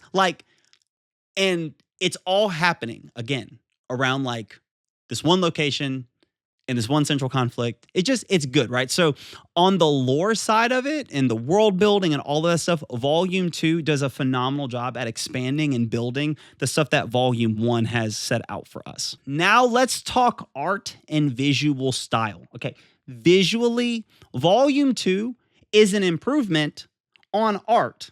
That was already stellar. Like, the art was already peak. It was already excellent. Now, again, you might think that that's an exaggerative statement, but just go look at mangas, chapters 1 through 30, okay? Popular ones, well-known ones, and look at the Monsters We Make art and like compare them. It is excellent art. So not only was the art already good in the first volume, it gets even better. And it's kind of hard to explain. I was trying to put words to it. I don't know exactly how to describe it, but like the art in this one, it felt more manga-like to me. Like, I don't know, there's like something about it just feels more anime. It feels more manga-like. And I wish I knew enough about art and art style, and I wish I knew the technicality and the science behind the art more to where I could pinpoint why that is or what that is that's doing that.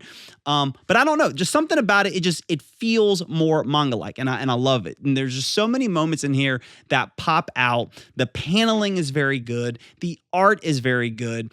It's really strong. Like, I want to show you guys like some of these panels that I saw that are like just some of the art that's in here that is just like phenomenal. Oh, and real quick, a side note, I should have said this in like the plot moment, but I saw several reviews where people were saying that this was like a tournament arc.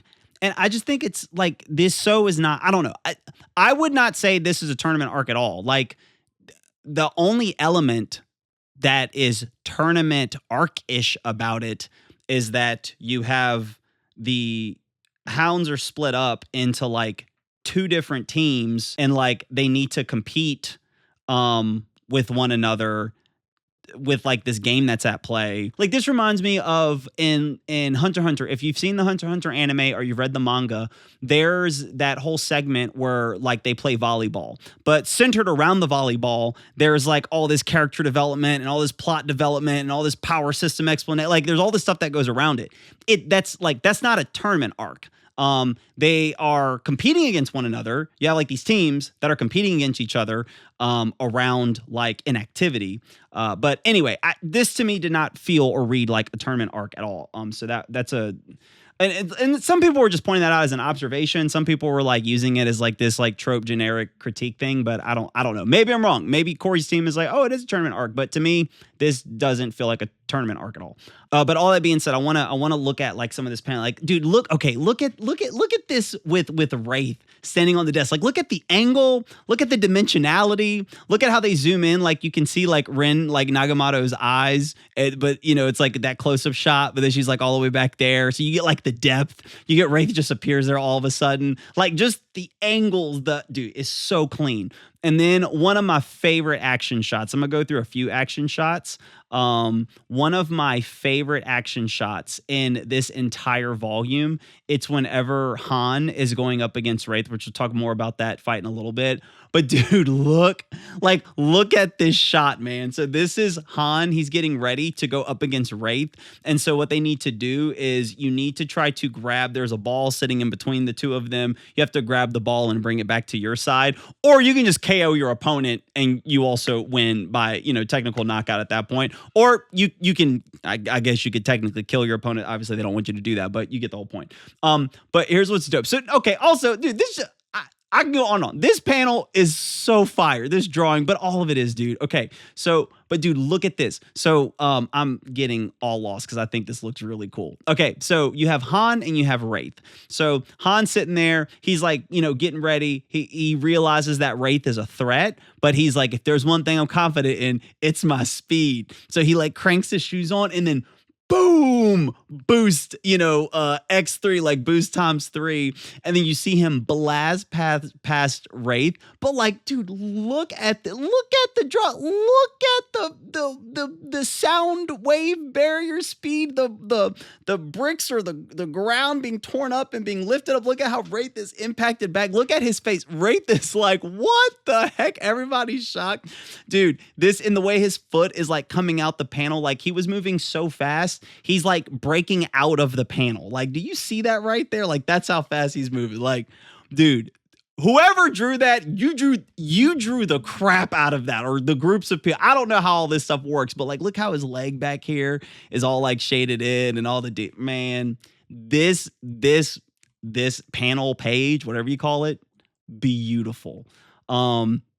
There's so many. Oh, like action, like, because also with the art, like, can you follow the action with like the paneling and stuff like that? I love this sequence right here. And so, like, as you're reading it, you're learning, like, you're piecing together, and it's not throwing it in your face. You're piecing together that Han can boost his boots or his shoes or whatever. But there's like a certain amount of boosts he has. Like, there's like boost tiers. There's like times 1, times 2, times 3, and he has like so many charges for like each one, and it's just kind of like giving you that as you're watching the action develop. But look at how he's doing this like backflip, right? So Wraith goes to swing on him. As he goes to swing, Han hits like this backflip that's like dodging the scythe swing over here, right? You see the swing, boom. So it's coming from right to left. But then, so you can see the movement from there to there. And then, but you see Han hitting the backflip because his foot is going from there and it's arcing back. But here's what I want you to pay attention to. I love little things like that following this type of action. You see how this foot is bent, how this leg is curled up? That's what? That's his left leg. So you see how his left leg is curled up? That's his left leg, right? If I'm him and I'm going backwards, no, wait, if my head, whatever, you guys go. You guys get, okay. So this leg is the one that's like curled up. All right. So anyway, so it shows now you see his perspective. He's looking down at Wraith. That's him looking down at Wraith from that perspective. But it then shows that foot that's up, that's bent, right? So that's the one. And then all of a sudden, like, are you sure you want to proceed? He's like, emergency override, King's Comet. All you see here is an X1, X2, X3, like with the power of his boots, like the boosts that they can get. But then, boom, pulls out an X4. But look, it's the same, like, that's the leg that's curled up. That is his left leg. All right, I had it right. Look, that's that left leg curled up. It's consistent, so it goes, shoo, and then override times X, bow, and just slams and just arcs down, boom, breaks the sight. Looks so good. Massive explosion, epic, but Wraith still wins. They break down the lore as to why. Look at some of these shots, man. I know I'm clicking through them real quick, but I want to get to ones that are really good that I saw in Jabari's fight with Fane. Dude, so many of these I could just stop and like zero in on.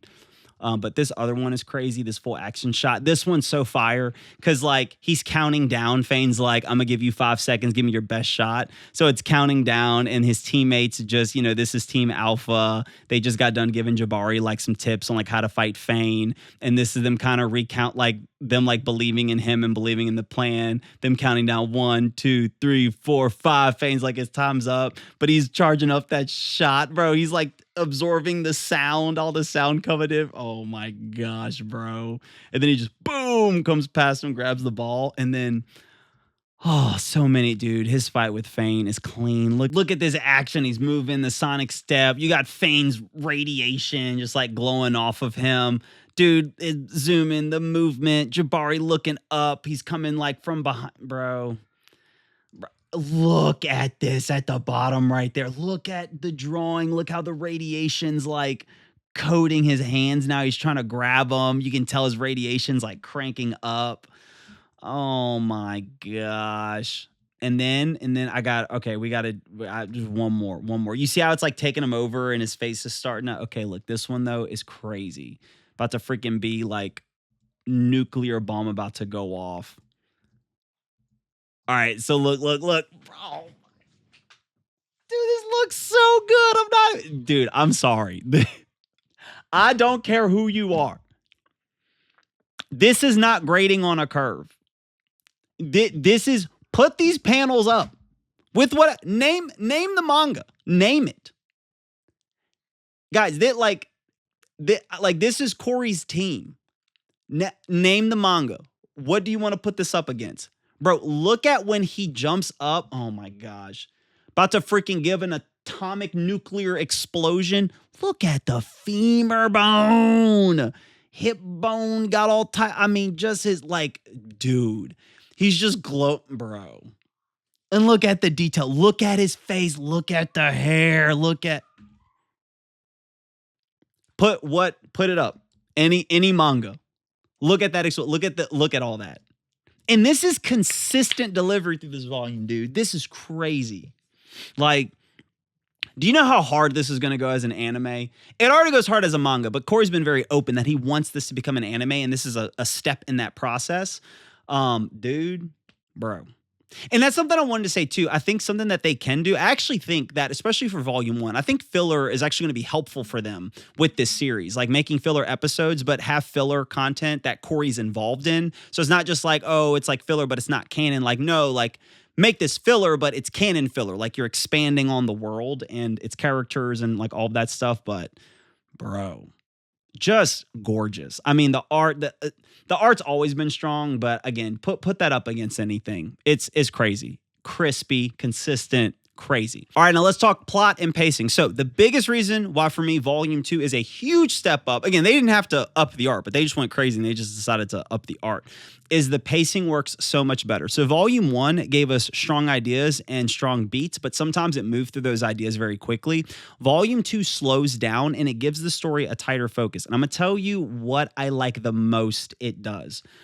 What I love is when I was reading Volume 1, I was under the impression that the Volume 1 opening sequence was primarily about tonality. It was setting the tone, but ultimately that was the purpose. Like, this is a team that's a part of Hounds that, you know, has gotten wiped out by a leaker, but this happens. Like, people that are a part of Hounds, like leakers kill them, they die. It happens. Not that you want it to happen, not that it happens all the time, but just again, as I'm reading Volume 1, that's how I'm reading it. So it's more about setting up tone, and it's not necessarily this like core plot moment that's going to have, you know, payoff or consequences down the road.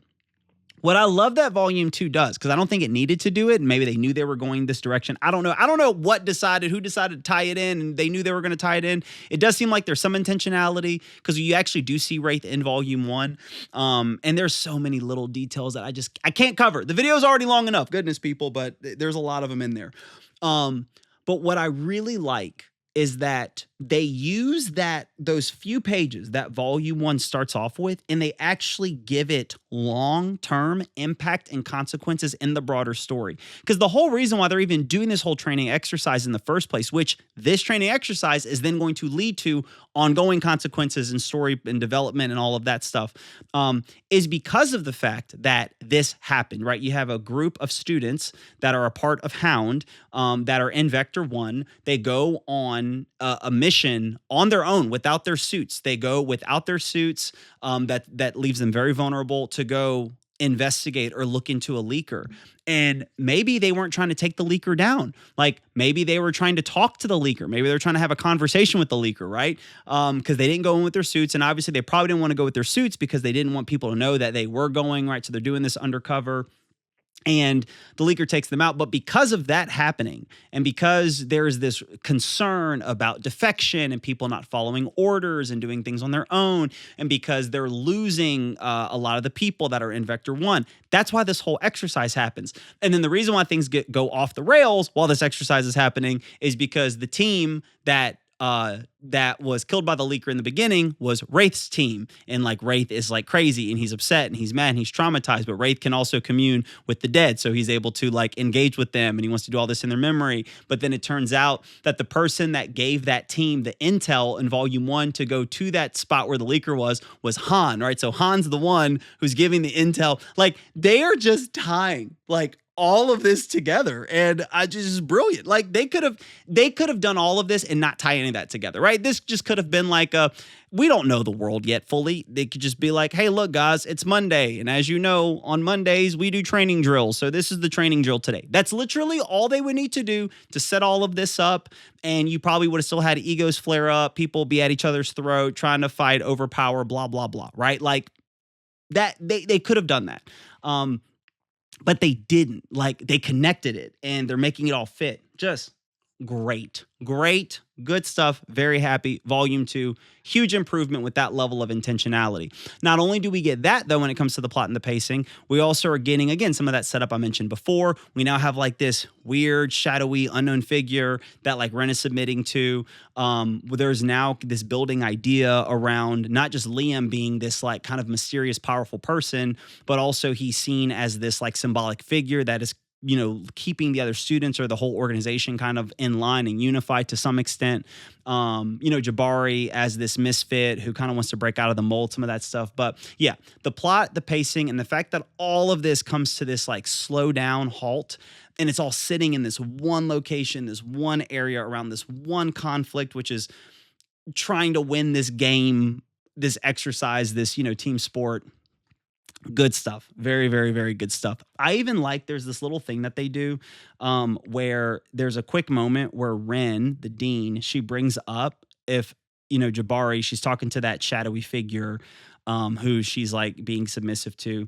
She brings up like, should we just put Jabari in the Sonata 6? And what's cool is in Volume 1, there's actually a panel where if you look closely, there's like these folders in Ren's desk, Madam Dean's desk. There's these folders that are there, and one of the folders say Sonata 6. So just, it's good. It's good. Again, put this up with anything. This is good. Like, this is not good for a YouTuber. This isn't good for the first project. This is just good. You know, do I think that this needs to be on like everyone's top 10 list? Is it on my top 10 list? No, like it's still recent. It's still new. There's only 32 chapters. I usually don't put things into a top list for me until it's either done or we're very close to getting done, right? Like there's been a lot, like a One Piece. One Piece isn't over, but I would fully understand why somebody would say it's their number one or favorite or whatever. Just because there's a ton of content out there. You get the gist of what's going on. So with this, it's still too early, but again, like this is good. Period. Full stop. End of the sentence. No qualifier needed. This is good. All right, so now we'll talk characters and development for Volume 2. Character-wise, Volume 2, cast is getting grounded. I would just say, because again, there's a lot I could say, but just thematically speaking, what I like about Volume 2 is they take the time to lean into a lot of the characters' vulnerabilities. That's what you're seeing, right? You're seeing really, I mean, even from the beginning with the Eternal Night, these characters that are introduced to us, and obviously it's going to center around this male figure, this man Mendota that gets introduced to us. We are seeing his vulnerabilities from the beginning. It starts off, you know, from there we move to Madam Dean. It shows her vulnerability to this, you know, more powerful figure that's involved in the organization. It moves over into Liam's vulnerability as a leader with needing to deal with Jabari, but then also there's the vulnerable moment where he's on the phone and you can tell that he is frustrated or desperate. Desperate's the better word, that he's desperate to see someone or talk to someone. We don't know what's going on with that, but there's a vulnerable moment with him. Obviously, Jabari has several vulnerable moments. throughout this volume, from his ongoing fight with the trauma of needing to kill people to fight leakers, his vulnerable moment of kind of letting it all come out. And after he is able to beat Fane in the sport that they're playing, he kind of confronts everybody with this, why are we doing this? Why are we ignoring the fact that we're actually needing to, like, there's these monsters and we're working with this secret organization and we're having to effectively kill people. And this is crazy, to this vulnerable moment where he's talking to September and he finally shares his dreams and his motivations. September has a vulnerable moment where she lashes out towards Jabari and she's like, hounds can't dream. Han has this vulnerable moment where after he loses to Wraith, he's like beating himself up and he's telling his team, you guys are stuck with like a worthless loser like me. Also too, a really good moment in the Wraith interaction with Han is after Wraith beats Han, and then Han says, like, I'm grieving too. It was just a good little moment that, like, hey, Wraith, like, yeah, this was your team and I wasn't on that team, but at the end of the day, like, we all know each other. Like, I love these people too. Like, I care about these people too. Like, we're all classmates together. We're all hounds together. We're all in Vector 1 together. Like, we might be separated by teams, but in a broader sense, we're all on the, same team. We get the vulnerable moment with Alicent, with her not realizing that her strength is her weakness. We get I think we see vulnerable moments with Coach and him wondering, like, there's clearly something that is bothering him from the past and his interactions with he and Liam. So I think to slow down and to, like, lean into that vulnerability across the cast, it's this great juxtaposition, because while the story is showing off people's power and their ability, right? We're learning more about the tunings. We're learning more about the suits and how the suits work, the different types of tunings. While the story is focusing on that. Oh, and also Jabari's vulnerability with, like, not working with the team well. But anyway, I'm sure I'm missing 100 different things. And I'm sure once this is over, I'm like, oh, dang it, I forgot to mention that. And I wish they would know that I saw that and I caught that. But again, we'll get there. We'll continue reviewing this manga as more volumes come out, as the anime's made. We'll keep talking about it. I'll fill it all in there. The thing that I want to come back to, though, is that, like, while we are learning about their powers and their strengths, their abilities, their tunings, we're then also seeing their, like, internal vulnerabilities, right? So it's like this external power show where we're seeing externally how powerful people are, but we're seeing their internal vulnerabilities and their weaknesses. Just great juxtaposition, people. Again, by any metric, throw up any manga. I am not saying it's the best manga ever made, but this is just good, period. And I'm open for someone to show me. I've seen most of the review videos. I've seen the criticisms. And again, I got my criticisms. I'm not saying they're all, there's no criticism to give it, but I'm having a hard time seeing, subjectively speaking, this is my opinion, I'm having a hard time seeing why someone would say this is bad or mid. Like, just being honest with you, this is just good. So that said, I will say, so kind of just, but looking at the broader, plot points and the character moments and things like that, I would say that two criticisms I have. One, I do think that Jabari's pivot, this is more of a nitpick, and the other one's more of a broader, little bit of a pattern, but I do think with Jabari's turn towards the end, like, he beats Fane in the sport, and then the moment he beats Fane, there's like this pivot where he's like, we need to push against the system. It's like this anti-system, speech. I think it coming out of nowhere could have been a little bit more, I don't know if that was the best way to deliver that moment. Obviously, at least the way, I don't want to say obviously, the way I was reading it is I think they wanted to feel abrupt. Like, that was intentional. Like, even for Jabari, he wanted to be like, man, I even got caught up in playing this game, but, like, this is real. Like, our lives are on the line. Like, we could die. Our families are, we're being manipulated to be a part of this. And so I think the intentionality was for Jabari to kind of have, like, this wake up moment. Like, wait a second, why am I so worried about trying to defeat Fane in this, like, ball game when there's, like, real stuff on the line? But I think it would have landed better for me if there was more of this, like, build up to it. I just wish throughout this volume there would have been more. It's not non-existent, but I wish there would have been more internal dialogue and conflict with Jabari kind of going back and forth with, like, I want to win this game. I want to get better. Like I want to be a better hound. I want to be better for my team. I want to be better for Team Alpha.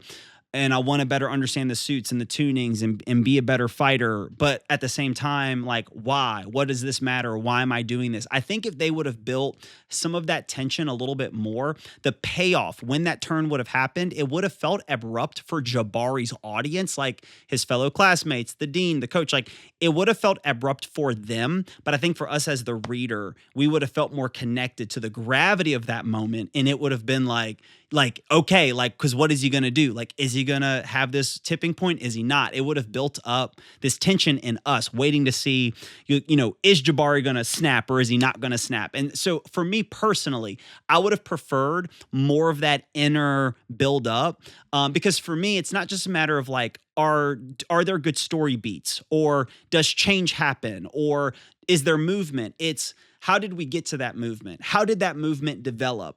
Why did that person change? How did we set up that person changing? So it's not just simply the change. It's the setup. It's the build up. It's the payoff. It's all of those elements coming together. So that's more of a nitpick.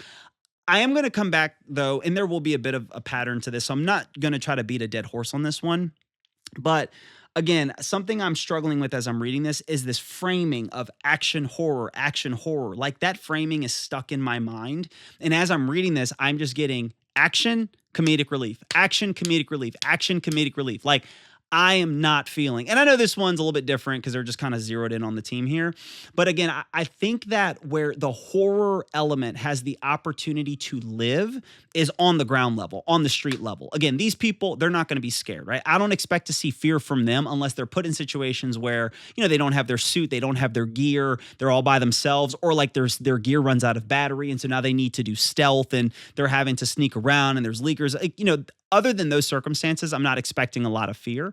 But I do think that since we're not getting a lot of that, like what's happening on the ground to just everyday ordinary people encountering these leakers, trying to survive against them, trying to, you know, like if a family member turns or something like that, like not seeing that fleshed out more. Again, that's where I feel like we're not getting that horror. Now, if this manga was always introduced as just an action just battle shonen, then that wouldn't be a complaint of mine. But again, that framing of horror and then the fact that volume 1 does give you a taste of that tonality. And I'm not saying it never shows up in any of the volumes or anything. I think it needs to be more prevalent.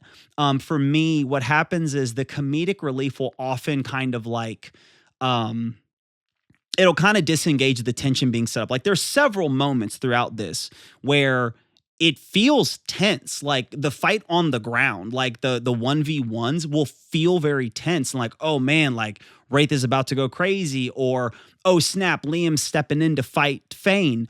But then there's like this like little joke that'll be made, this little quip, this little funny moment. And I want to sit in the tension, man. Like I want to sit in the drama.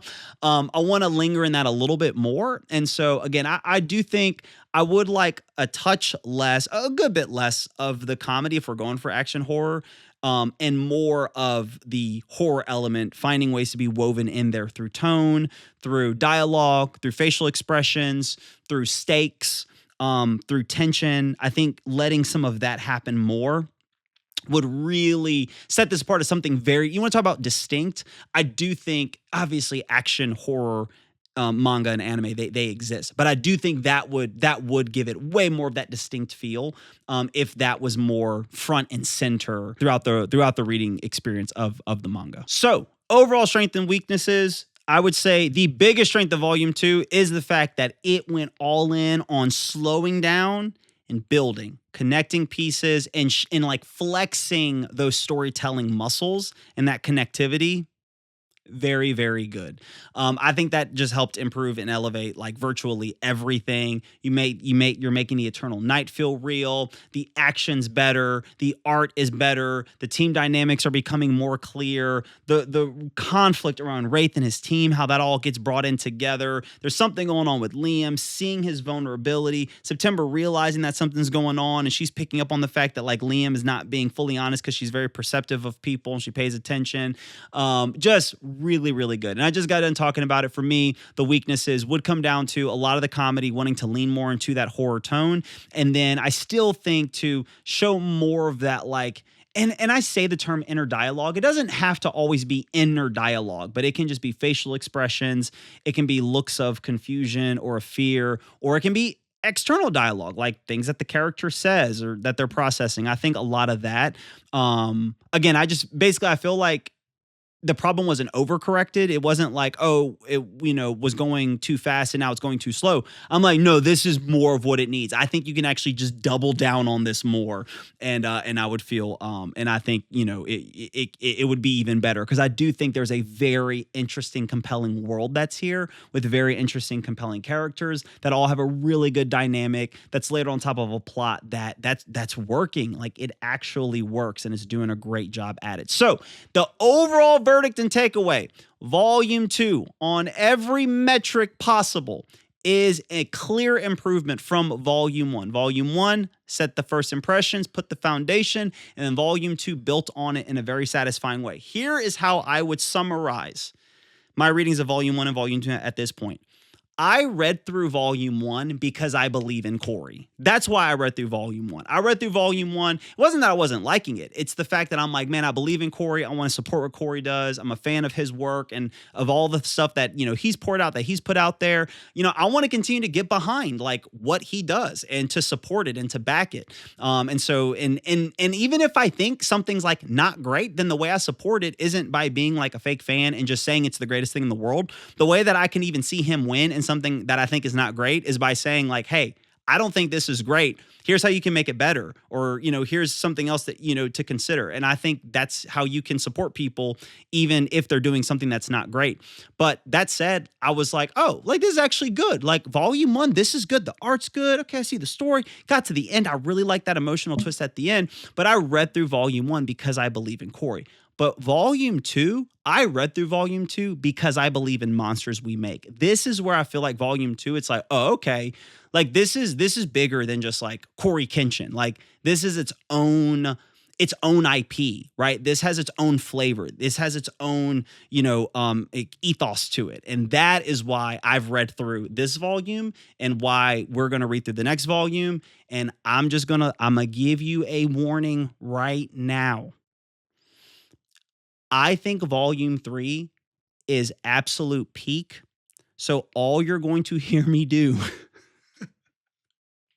with Volume 3 is just go.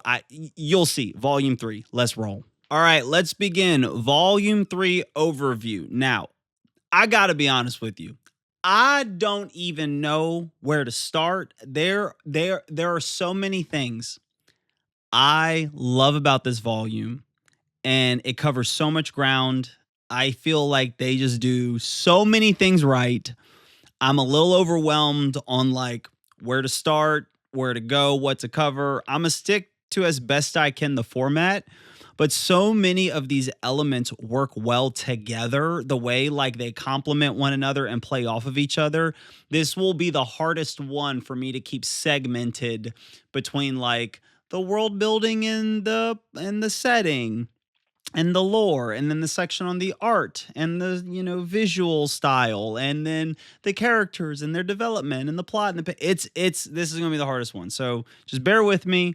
I really do feel like Volume 3 is peak manga. Like, the other two volumes, I'm like, this is just good manga. Like, first volume is good. Like, that's good manga. Second volume, I'm like, dude, this is good. Third volume, oh my gosh, I'm just like, yo. So with Volume 1, we get this large foundation being established for us, right? Then what Volume 2 does is it builds on that foundation, and then it fortifies some of the areas where we needed a bit more development. Where Volume 3 comes in, Volume 3 then comes in, and instead of just like building on that foundation or adding more to it, it helps us reframe and better understand the things that have already been built and established. It gives it more dimensionality. It gives more dimensionality to it, right? And so what we're getting in Volume 3 is a lot of the backstory of Liam, New Eden, Madam Dean, and Coach. And so we're going to learn a lot more about those elements. But before we get there, we have a few other things we have to cover first, and that is where things start off, and that is doing another flashback over to the Eternal Night 17 years ago. So it starts off, and what I really like about the world building that we're doing here is it's doing some of what I've been wanting to see more in volumes 1 and 2, and that is doing more of this kind of horror element, this more scary element. So as we're seeing the world build more and understanding how chaotic and destructive things were at the very beginning of the Eternal Night, it lays out for us that within hours, the world plunges into chaos. You have to understand, like, within the moment that this big explosion happens, this black hole appearing thing takes place, everything's electric is what it seems like. Everything's being run by power and electricity. So planes start falling out of the sky. Vehicles stop operating. There's no light whatsoever. No technology is working, right? Everything just goes down. The world gets thrown into chaos. There's no way to communicate. The world is, as individuals, as societies, as people, it all goes dark. With it, we already have the appearance of some leakers that are starting to show up as Mendota goes to head over to try to figure out what went wrong with the thing that they were building, which obviously serves as a core part of the Eternal Night, which we're going to learn more about that in the next volume. But as Mendota tries to dig more into what's going on, we find out that his brother-in-law, and this is all the connection I like that they do too, his brother-in-law was the detective in volume 1, the one that has the prosthetic arm. We realize that's his brother-in-law. And so, again, this is a flashback 17 years ago, but it's connecting to the detective from volume 1. We even see Rafe Zuri working at Sonata in this flashback with Mendota and then with the detective, which adds another layer to the detective wanting to go interrogate Raf Zuri in volume 1, because we now know he knows who this guy is. 17 years ago, they had like very face-to-face interactions. So again, it's adding so much texture, so much richness, so much depth to this world that they're building. And so they're able to expand while like going deep with the pieces they've already established for you, which I love that. What's also great about it too is that with the showing of this leaker that they're going to encounter, it brings that horror element in it. Like, right? They're all terrified, right? What the freak is this monster? They're in a dark place, dead bodies everywhere, terrifying monster, fighting for their lives, trying to survive, trying to get around this thing. Like, it sets it up real strong. Again, bringing in some of these characters that they've already introduced, the lore they're already introduced, and they're connecting that backstory. So I'm liking how the flashbacks are working. I'm going to be honest, doing flashback storytelling isn't always my favorite way for plot to build and to communicate it. It can work, and it can work really well. One of my favorite TV shows is Lost. So much is built in flashbacks that they do with Lost. And same thing, I love the TV show Arrow season 1. Season 1s, 2, and 3 were all very good. And season 1 does a lot of that kind of that flashback to catch you up while still moving the plot forward. So it's not always my favorite device. It can be done well. And I think when it comes to the Eternal Night, they're doing a good job at how they are kind of layering in both sides of it, so you can see how things are developing. So we get that flashback. We then get back to Liam with Fane and him fighting Fane. So they touch on that and the resolution of that. And kind of the big focal point around that is the reality of like, we don't know what Liam's power is, but then we learn more about it, which I'm going to talk about that in a little bit. Again, I'm just kind of talking that broader world building lore and setting, how they're setting stuff up. So we learn more about Liam's ability, what it is, his tuning, how he's able to utilize it. And then from that, Liam then gets the kill switch hit on him, which, completely blows up his suit, basically, throws off his ability to use his tuning. It significantly weakens his ability.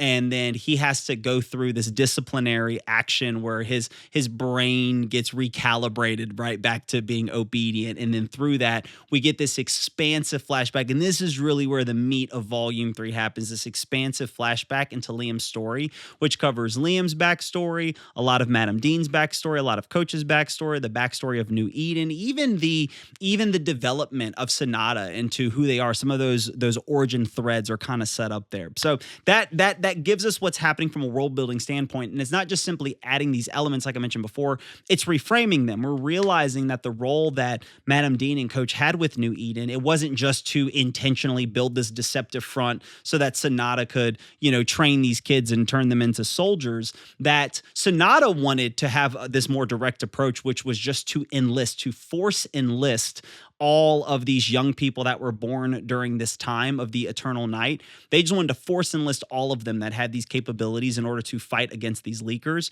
But it seems like Madam Dean and Coach had prior experience within Sonata, and they had authority and some leeway. So they cared about these kids. They were the ones that were kind of on the front line working with the kids and recruiting them. But they wanted the kids as much as they could to live a normal life and not just be soldiers from childhood. So that's why they kind of put on, hey, let's have a school, let them be able to socialize, let them make friends. But at the end of the day, it's still that. So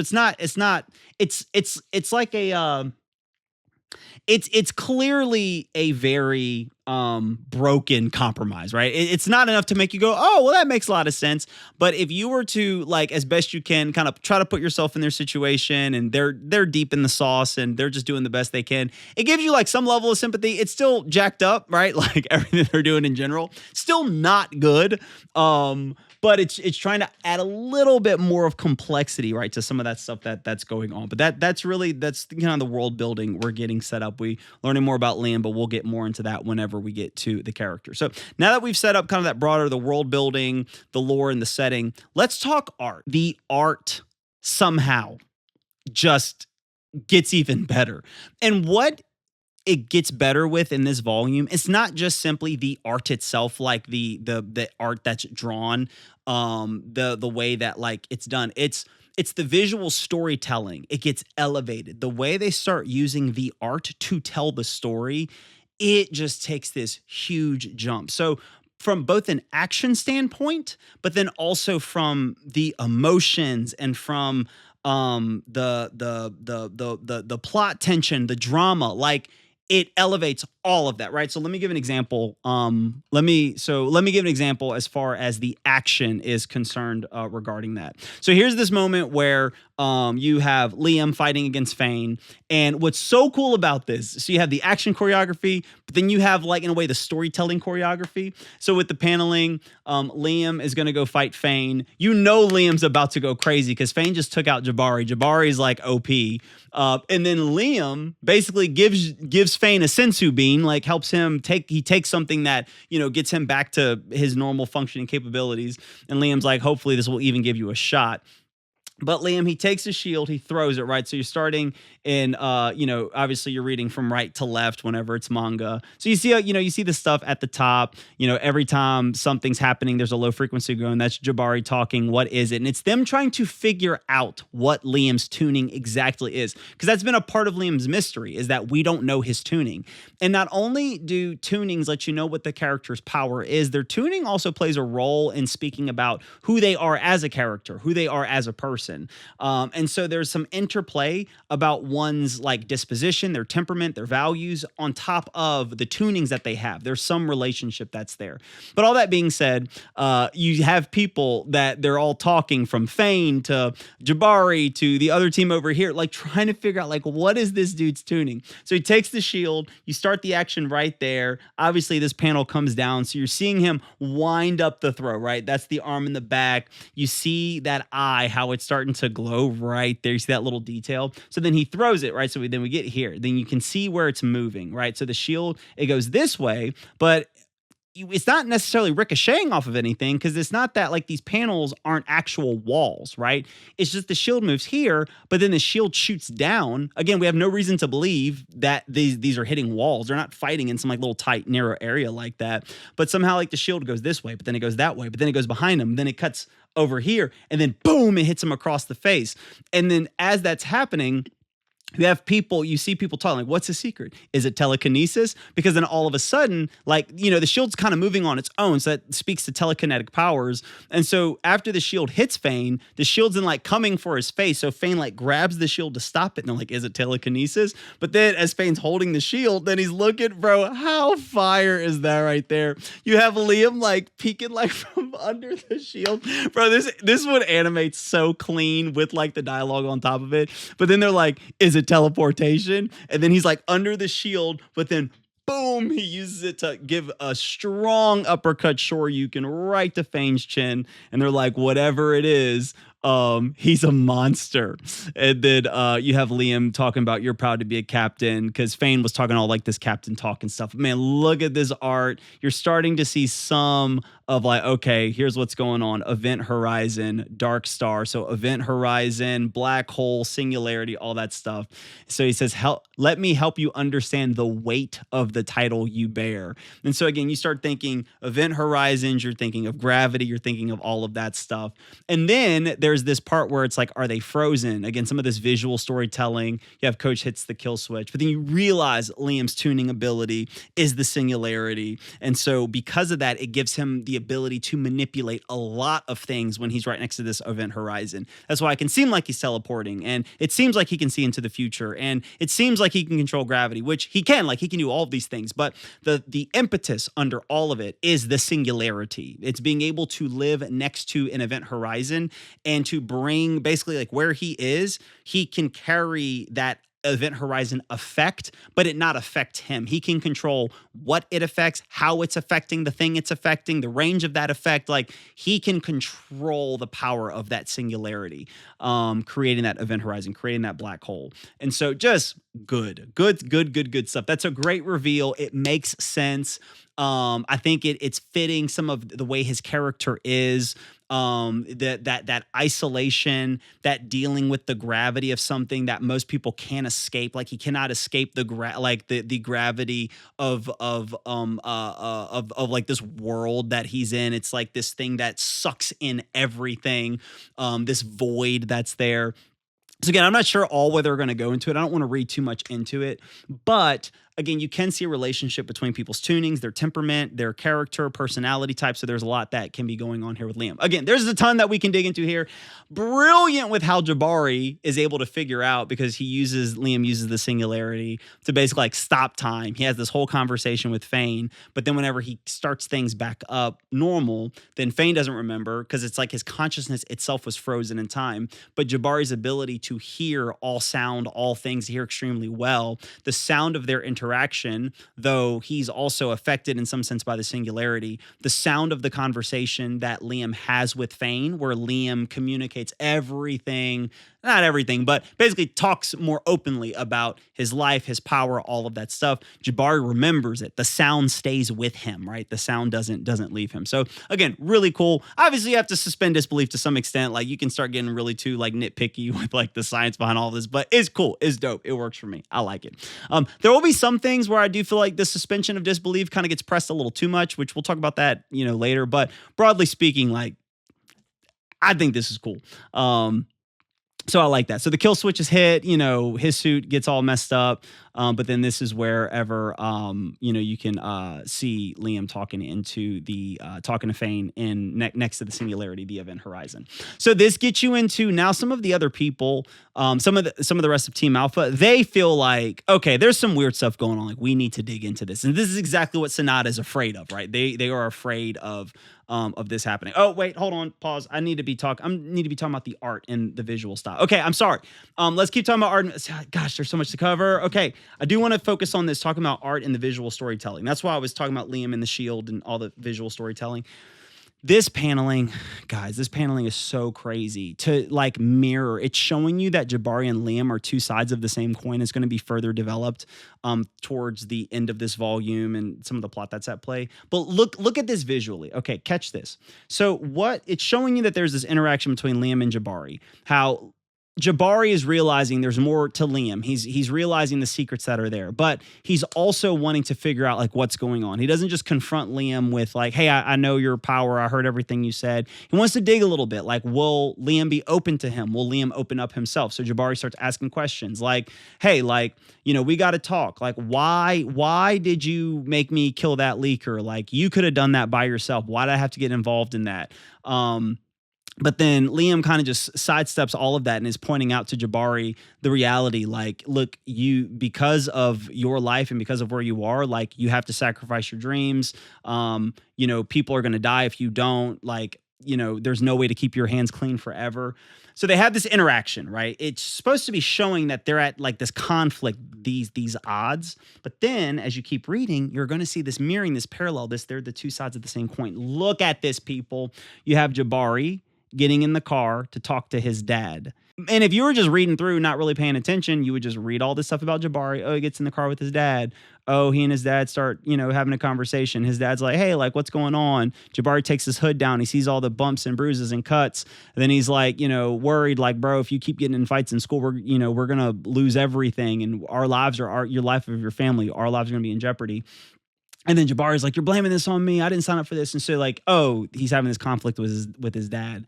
And then you get over and you're like, oh, look, there's Liam. Liam's waiting for the train. Liam gets on the train. Liam's talking to Madam Dean. They're having a conversation. Okay, but stop. Look at the paneling.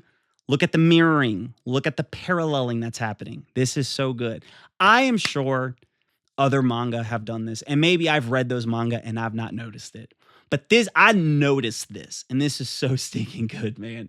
So you have the paralleling. You have Jabari, who is getting into car, private transportation. His dad is picking him up, and there's all this noise. All these people are talking. Liam, though, is public transportation, all by himself, silence, nobody's with him. Jabari gets in the car. The dad's there. And what's funny is this at the top, though Jabari's with his dad, this seems like a negative interaction where Liam is seemingly having a more positive interaction. And so, the dad's like, hey, how was everything? His dad's checking in on him. But then down here, Liam is calling Madam Dean and checking in with her. Is everything good? Like, he knows the kill switch happened. He knows how the inner workings of Sonata work. So they're checking in with each other. Like, in the same way, Jabari's dad is checking in on Jabari. Liam is checking in on Madam Dean, vice versa. So again, there's this juxtaposition happening. And so this moment where Jabari's dad is like putting blame on Jabari, like, bro, if you keep getting in fights, because obviously Jabari's dad doesn't know what's really happening. For all he knows, Jabari's just fighting people in school. And so Jabari's dad's like, bro, if you keep fighting, like, if you get kicked out the school, like, I could lose my job. We lose all this stuff. So then Jabari's like, you're blaming this on me. I didn't sign up for any of this. But then what's cool is, while it seems like Jabari's dad, in a way he is, blaming Jabari for what happened, then you have Madam Dean who's talking to Liam, and she's basically like covering for him. Like, hey, I got you. Look, I know that this happened with the kill switch, but I redacted it from the report because Liam obviously doesn't want word to make it through the chain that he did something he shouldn't do. There's something that Sonata's holding over his head that he doesn't want Sonata to know that he got out of line, because that could jeopardize the thing that they're holding over his head. We don't fully know what that thing is yet, right? But that's what's happening. But Madam Dean's like, I got you. I'm covering for you. But look at even the dialogue. Look how it parallels. You have Jabari saying, I didn't sign up for any of this. But then Liam says, I know what I signed up for. Oh my gosh. And so he says, thank you, Madam Dean, but it's my responsibility. So Jabari's like, I'm not taking responsibility. Don't blame me. I didn't sign up for this. But then Liam's like, I know what I signed up for. I will take responsibility, right? But Jabari's in the car with his dad. It's real. It's human. It's contact. It's connection. It's private transportation, face-to-face. Liam, public transportation. In a sense, he's all alone. It's just over-the-phone communication from a distance. And so in the way they show this scene, you see inside of the window. This one, it's outside of the window. Oh, my gosh. But it doesn't end there. We get to this part of the visual storytelling. But then what happens is it's just kind of this cold end where it seems like, oh, Liam's getting covered for, Jabari's getting blamed. But really, it's impersonal because it's just a phone call. It's a business where like Liam's talking to Madam Dean and it seems like, oh, that's so cool. Madam Dean's covering for him. And Liam's like, I take responsibility. But it's just this business relationship. It's transactional, right? Whereas with Jabari and his dad, like there was real friction and conflict, and Jabari's dad's really blaming Jabari. And Jabari's like, why are you blaming me? Like, get that off of me. But it's a real human interaction. It's face to face. Like, would you rather have conflict with a real person in real life, but be able to talk through it with them face to face and work through it and have real raw relationship where it's tangible? Or would you rather something where, yeah, like your back's getting covered and, you know, you don't have to deal with drama and crap and people, but it's because you're isolated and you don't have anybody. And it's because you've walled yourself off from intimacy and closeness. So like, yeah, like nobody's hurting you, but like nobody loves you. Nobody can get in close. And so we also see the juxtaposition here. He's sitting there all alone. But now there's resolution, right? They're apologizing to each other. Like, I would rather that real heat, but no, we can get real resolution than just some transactional business as usual. You scratch my back, I scratch your back type thing, right? And so we see they're walking together, Jabari and his dad. They're walking together through a crowded area where there, is there's not industry, but there's infrastructure. Things are built. Then we have Liam. He's walking all alone. There's more natural background here. Jabari's coming home to a full home, happy family. They're happy to see him. Liam walks into his home all by himself. Looks like a little, simple apartment. And he has like some robot thing that, greets him, some AI thing. Jabari's mom is feeding him some food to taste and to try. And there's tons of dialogue, tons of communication, tons of talking. But then Liam stands there cold all by himself, heating up food. Oh my gosh, dude. And then, the side to side, then they go the side to side comparison. They're both taking a shower. They're both looking. I'm trying to notice more here. I'm trying to see if there's like real significance behind. I'm not trying to like force things. But you have Liam, he's working out and he's watching the news and about how great Sonata is, where Jabari is standing. He just got out the shower and he's looking, but I don't know if it doesn't look like he's like looking forward necessarily, but he's standing in front of what appears to be like trophies. Again, I'm not sure if there's any significant parallels like with these panels, but where there is definite parallels is with these two panels down here. You see the fact that Liam is listening. He's not saying this. This is the news broadcast, and it's saying, "Thank you, Sonata, for blazing a path for all of humanity," right? Kind of praising Sonata as this God, this provider. But whereas Jabari's family, they're sitting down and they are thanking God, their heavenly Father, and they're praying to him and thanking him for all the things that they've been given. And so they're not thanking the provider of Sonata, but actually the source of all that is good, the heavenly Father. So and again, there's more to dissect, but like, do you see this? This is good. This is phenomenal. This is peak. This is exceptional. This takes planning. This takes intentionality. It's not just a matter of doing this. It's the fact that they set up this moment so that there is real payoff. Like, anybody can just insert this into a manga. Like, anybody can just throw that in, right? But like, they built it to where not only is this good, but it pays off. It's intentional, but they worked to it, right? They developed to this point. They built to it. They weren't just like, oh, this will look visually cool. Look at what we did. Isn't this cool? It's like, no, they actually worked to get here, and then for it to feel right, and for it to pay off, and for it to make sense, and then for you to feel it, to be connected to it. That's the art. And like, more. There's more. Look. I know I'm jumping around in the story, but goodness gracious, man. Okay. Hold on, man. And then I forgot about, they then show more of the shadow organization. Oh my gosh, dude. Okay, but look, hold on. Just a few more things visually, because I'm just talking about visual storytelling right now, all right? So everybody relax. I need everybody to calm down. We're just talking visual. We'll talk about plot stuff later, but just visual. Let's look at the art. Look at that. Again, put that up next to anything. Look at that art, bro. Look at that art. And this shows you too, again, there's reasons, like obviously some of the reasons why art won't be as strong in like, other manga that's really popular. I get it. Like, they have these deadlines they got to hit and you're pushed for time, and you have to you have to maintain a certain volume. And so there's a level of quality that you can't provide. So I'm not saying that like the artists for Monsters We Make like are inherently better artists than some of these other like manga and that are being produced. Obviously, the benefit of when you're working independently, you don't have the pressure of all of these other organizations that are bearing down on you to meet certain just arbitrary deadlines, and we have to hit this number, we have to do this, we have to do that. But regardless, it's phenomenal art is what I'm saying. Like, again, put this up with anything. This is top tier. I'm going to show you also one of my favorite, two of my favorite panels are in here, with one being my absolute favorite across the entire series. Okay, this picture right here of them back to back, of Liam and Nala back to back, like, dude, crispy. And then I'm gonna show you this right here is my favorite panel page moment, whatever you want to call it. Guys.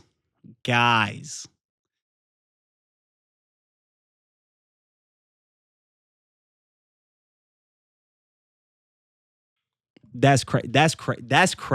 That looks so freaking good, man. Okay, so art's peak, visual storytelling is peak. Oh my gosh, this goes into the plot thing, but this is like another art thing. Okay, there's another like visual storytelling thing, and I know I'm all over the place. Again, you need to have read this for you to track with it. And so I'm sorry if you're not tracking. I'm rambling, but I'm just trying to focus on the art. I'm trying to keep this stuff segmented. I'm probably going to watch this back and feel like it's all a big jumbled mess, but whatever. Okay, so all right, check this out. Okay. So this is the moment where Liam is, basically like wanting to give this ring to Nala.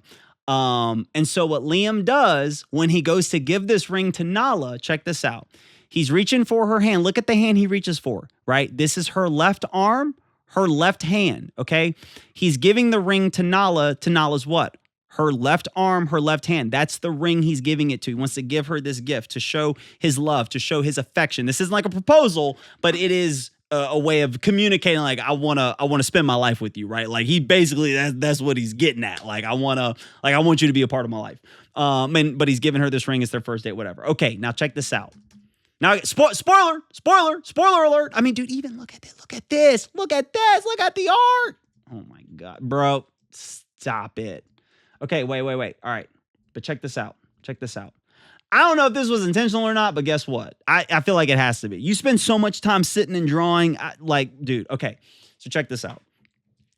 So this is where Liam comes to like save Nala, but he actually plays a key role, and Nala, is she dead? Is she not dead? We don't know, but she clearly got jacked up really bad and is on the verge of death, right? And gets taken away, all that stuff. Okay, but check it out.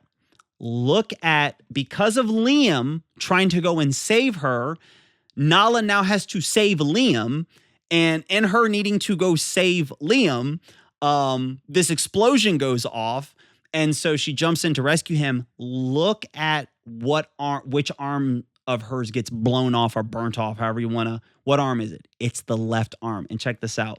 She gives Liam her necklace. That's what happens back here. She gives Liam her necklace. And check this out. He's trying to get, in this moment, hits so hard. I know I'm just focused on the visual part of it, but now he's trying to give her the ring again, but it's that left arm is gone. Pages ago, he's trying to give her the ring, trying to put it in her left hand. But now as he's trying to give her the ring again, they just had a moment together, wonderful date, amazing. Now that arm is gone. Bro. Art, visual storytelling. I'm sorry. This is just peak. This is one of my favorite volumes. I will say, I don't have like a list of like my favorite manga volumes of all time, but this volume would probably make it into that list. Like this volume, because it's a standalone closed circuit story, like, and obviously it impacts other things, but it's like, dude, this volume, I'm just going to full blown say it. This is some of the best manga I've read. This volume, this is some of the best manga I've read. Some of the best I've read. And I'm not going to pretend that I've read them all. I'm not going to pretend I've read all of the greatest, but I've read a lot of manga, and I've read a lot of popular manga, and I've read a lot of highly ranked manga. And this right here, this peak. This right here, this is peak, okay? This whole volume is peak. All right, so as you can tell, the art's amazing, visual, compelling, very well done, execution at a high. I'm digging it. So we've talked about art. There's more I could do. There's more art. There's more visual storytelling. That's just a little sample of some of the stuff that's there. Let's now get over to the plot. So we've already talked a lot about the plot and some of the plot beats. What I want to do is I just want to zero in on some of the aspects of the pacing and of the plot that I think are the most compelling. And I'm going to zero in on like just a very specific element of the plot and of the pacing. Because there's a lot I could focus on with this volume. I just want to point out the highlight.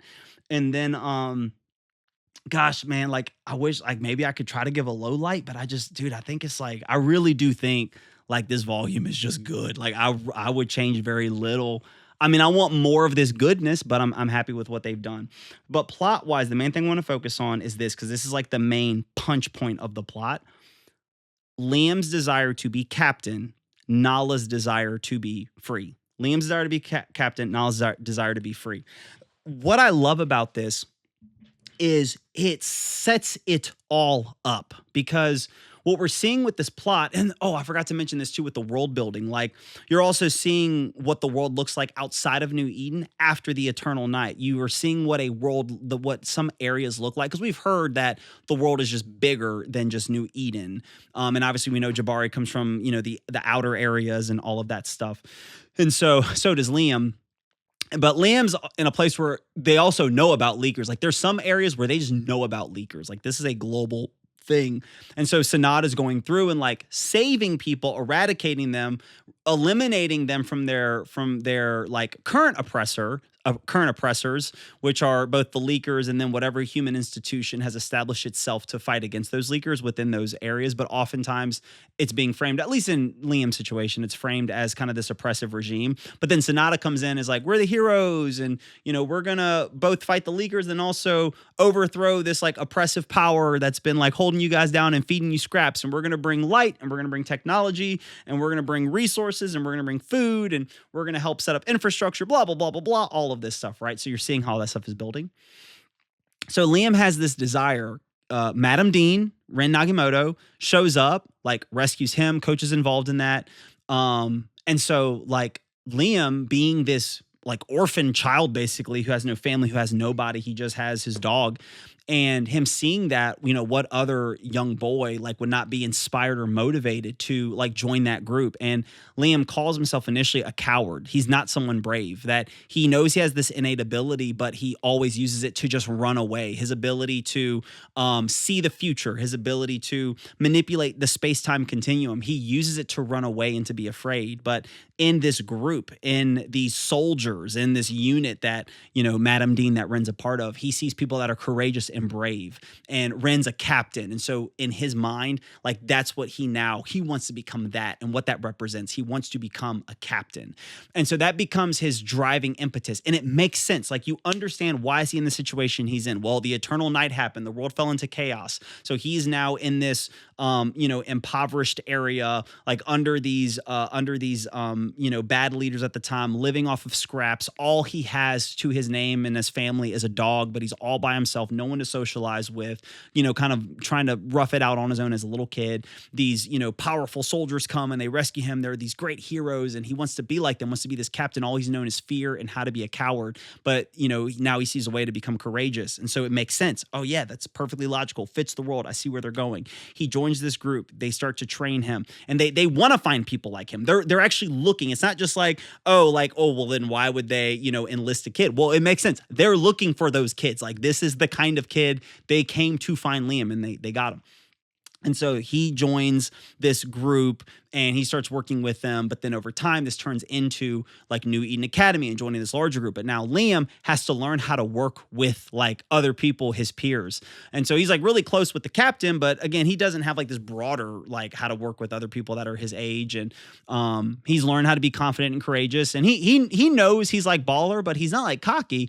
And I like the way they frame some of his disappointments and like not becoming captain whenever he thought he was going to become one, and like some of that concern or thinking that he was going to become one, because it's not done in like this cocky way. But I mean, as far as his vantage point is concerned, like he is the GOAT. Like he has earned his confidence. Like he's worked hard to develop it, and he's not just like thinking he's the best thing. He's not some hothead like Jabari, the way that it's set up. He's like, look, like realistically, he knows that he's bad to the bone, and so he doesn't get it. This girl Nala gets it instead.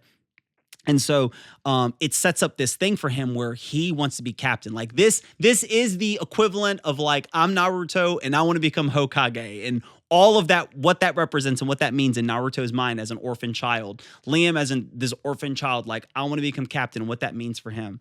And what Nala wants more than anything is she wants to be free.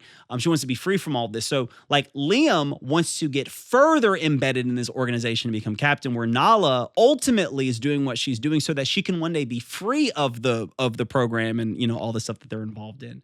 So they keep building on that tension. Again, read the volume. If you're watching this, you've already read it. I don't have to retell the entire story. I'm just setting up why the payoff with the plot, with that primary thing being so good. So obviously Liam and Nala, they develop this relationship. They have some hard moments. Liam has this moment of defiance where he wants to be the captain because later down the road, there's another opportunity for him to kind of lead his own squad and lead his own team and be over a vector and like all this stuff like that. But then he doesn't get it. And Nala is still this captain. And then Liam gets put on the team with Nala. Like, okay, fine, let Nala be the captain of her team, but like give him my own team. Turns out Nala wanted him on the team. But during that squabble, this happens, you know, years later, Liam kind of defies her and tries to grab rank with the team and tries to lead them of his own, like strength and his own volition. But then it doesn't work out well. Like he has all the right thoughts and all the right strategy, but he's just not good at like the actual bedside manner or like he's good with the strategy. He's good with the thoughts. He's good with all of that side, but he doesn't know how to actually communicate to people effectively and compel them towards action. So Nala steps in, she does that, and then they just simply decide like, hey, like let's lead together, like let's be captains together, let's always be at each other's side. That's where the relationship starts to develop. Rin and Coach, they're Madam Dean, Rin Nagimoto and Coach, they're operating more as like these parents, like this parental unit over them, and they have this special care and affection you can tell towards Nala and Liam. But then in Nala's desire for freedom, she starts asking more questions and trying to figure out more stuff because now New Eden Academy gets officially established. And what's funny is, you know, modern times, if we catch up like with Jabari's timeline, Jabari's like, I joined New Eden Academy to go to school, not so that I can fight leakers. But then Liam's like, I joined this to fight leakers and become a captain. I didn't join this to, you know, be a part of some school. So you see there's this inverse relationship from those that are with it from the beginning to those that come in later. But something that Nala noticed was that, wait a second, like some of these kids don't realize what they're actually getting into. Nala's talking about like fighting leakers and they're like, what are you talking about? And so she thought that was odd. So Nala does some more digging, that desire, that burning desire in her for freedom. And you're starting to see how Nala has some overlap with Jabari and kind of his edge. So Nala starts doing some digging and Nala starts asking some questions. So with her digging, with her asking questions, she gets confronted by Madam Dean. And so then that leads to this moment where Nala like is like, I need to go find out the truth. So she goes blasting off, heads over to Sonata. And then Liam's worried about her. And then, Madam Dean's like, Liam, you got to stop him. Coach is like, we got to stop Nala. Like, basically, she's defecting, and that can't be allowed here. We require obedience, all that stuff like that. So Liam is like, I'm going to be by Nala's side no matter what. So Liam leaves because he sees into the future, and he sees that Nala needs him. That what he sees in the future, because he just sees a part of it, is like Nala is hurt and she's in pain, and he sees he's holding Nala. So he thinks to himself, I've never been able to change the future. I've never been able to stop the future. I've never been able to change the thing that I see happening, but this will be the time that I change it. So he's like, I need to go there. Nala's hurt and I need to go and help her. And so I need to go to help her. So there's this really cool moment because it touches on the theme. Do you have choice? Do you not have choice? But like Madam Dean, Rin Nagimoto, she's like, you can't change your future. You can't change your fate, and you're not able. And then Liam's like, he believes he can. So he just wills himself with the power of his like black hole thing to just like transport himself to Sonata. And it's this cool juxtaposition because the Dean's like, you can't just do that. That's impossible. But then he does do it, right? And so it sets you up into thinking like, oh, like, Liam can do the impossible. And so maybe he can change the future that he saw. Turns out, like any good old, future time traveling thing that's involved, you're seeing the future and trying to change the events. Him traveling to go to Nala, him seeing into the future, being the thing that motivates him to go travel to Nala to help her, is actually the thing that sets up Nala to get harmed. And so if he wouldn't have done that, most likely Nala would have been fine, found out the secrets, exposed the truth of Sonata, told the whole world, and, now we don't know what would have happened from that. But basically, that's the idea. Like, Nala would not be in the predicament. We at least know she wouldn't be in this predicament. Who knows? May have been worse had Liam not stopped her. But all that being said, So Liam goes, that actually puts her in the position where this explosion happens. She's was going to be able to get away from it, but Liam just shows up, doesn't realize. She realized Liam's there, so she needs to rescue him before Liam dies in this explosion, but that gets her caught up in the fire of everything. So we see all of this moment happen. Then we see the moment where it breaks, where Coach breaks, Ren breaks, because Nala is, again, like, we don't know for sure. Like, we're not given the coroner's report that, she passed away. They never call it, but that the story's leaving it ambiguous on purpose, but it's teetering towards, like, if you were there in that moment and you were those people, you would be like, she's dead or she's dying or she's going to die soon. And so there's this powerful moment where Coach is looking at her, and, you have the other Vector that's like just taking her away. She's just a soldier, right? In this, and they're like, no, like, that's not just a soldier. Coach says, she's my girl, like, but she's my girl. Oh my gosh. And then they respond back, no, she's Sonata's property. And then he's like, she's my girl. And then Ren's like, I built this program. I have a duty to these kids. And then they're like, well, you should have taken better care of them. So everyone just breaks. Like, you see the moment where Ren breaks, where Coach breaks, where Liam breaks. Like, there's this brokenness that hits all of them. And here's the best part, right? So in Nala's pursuit of freedom, what happens to her is that she ends up getting severely harmed. She's potentially dead, but she's at least missing. We don't know where she is. Yes, there's some hinting that this is the person that when Liam's on the phone, like, hey, can I talk to her? Or, like, how is she doing? And he's checking up. This is probably what they're hanging over his head. So I do think, with beyond a shadow of a doubt, Sonata is using Nala and her potential being alive. Like, I think they're communicating to Liam that she's still alive. But is that true or not? Like, I don't know. Or are they maintaining her in this like false sense of like, oh, she's still alive, but they're using, we don't know. Okay. We do not know. We know there's something going on with these special kids, with the leakers, the relationship between them. Again, but we haven't gotten that far yet. Even me borrowing volume 4 knowledge, we don't know all that stuff. Volume 4 knowledge, I'm sorry. So, but all of that stuff is being set up. Really, really, really good stuff. But here's the punch. I'm saying all that to get to this plot moment, people. This plot moment. And this is why this hits so good. Okay. So after all of that, I got to get back to where I was. So this plot moment. So remember, what does Nala always want? Freedom. And look at where it ended her up. And what did Liam always want? He always wanted to be a captain. And look at this. Dude, oh my gosh. So we have this breakdown moment. I do wish this moment where like Liam breaks down. Dude, this needs a whole page. Like, this should have been that picture I showed you where he's standing there and he's like about to grab his sword and how well. Dude, this Liam breaking down, this needed a whole, bro. And this needed the art, the styling, all of them. I need this. Okay, but that all being said, it is what it is. So then finally, we see this moment. It won't show, and it's very intentional. You saw they don't show Ren's eyes. They don't show Coach's eyes. But they announce like, hey, Nala, like, we've just installed these kill switches. Nala's been relieved of duty. This is the team she was working with. And then look, so give a warm welcome to your new captain. Congrats, Liam. You earned it. Way to go. These are the kids congratulating him. And look at the look on it. It's like, you finally got it, bro. You finally got everything you wanted, but at what cost? This like inverts the typical shonen desire, right? Like Naruto wanting to become Hokage. Luffy trying to get the One Piece. It's like usually when you achieve your goal, there's a sense of accomplishment. There's a sense of victory. There's a sense of you overcame all of the obstacles. But when Liam achieves his dream, it is met with terror, destruction. Like, at what cost?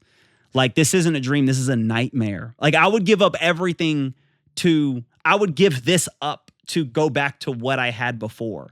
And so it's just, dude, plot, execution, visual storytelling, volume 3, and a good little touch at the end, a little scene at the end. Obviously while this is happening, for those that have read, you should know this, that Liam is sitting in this chair and they're trying to recalibrate him towards submission and brainwash him. And so the machine, did you find this discipline to be sufficient? And then Liam, not even close. And then defiance detected, recalibrating for another round. It's so cold-blooded, bro. Plot's amazing. Art, visual, amazing. Dude, this is peak. So I've already said enough. What do I think about the character development? I think all the character development in this is fantastic. I think what they've introduced, you now have, like, kind of going back to, to the current time, you finally have more building between Jabari and Liam. There's even more stuff to say about Jabari. Like there's a point where his family's praying and they're thanking God for all this stuff. But you have to think like when it gets to Jabari's turn to thank God, Jabari can barely talk because his family is all thanking God in a sense for things that are being provided. They're not thanking Sonata for them, but there are things that Sonata is providing, is being provided through Sonata. You got to imagine if you're Jabari, you're aware of the price that's being paid in order for those things to be provided. So like, man, like if God is really involved in this, like why is God letting this happen? Why is this taking place? If there really is a God, like then why isn't he stopping this? Why is he letting this go on? My family is thanking God for these things, but I know the real evil that undergirds it. And I know the role I play in supporting these things and making them happen. And the last thing it is godly. It feels very ungodly. And so there's that dynamic I play as this breakdown moment. It's building more between he and his mom. We've had a lot of building between he and his dad. Now we're building more between he and his mom. So just great development there. And then the fact that Team Alpha with September, with Han, and with Allison, like they're now starting to get a little bit like what's going on when it comes to what Sonata's up to. So they're starting to show some of that defiance as well.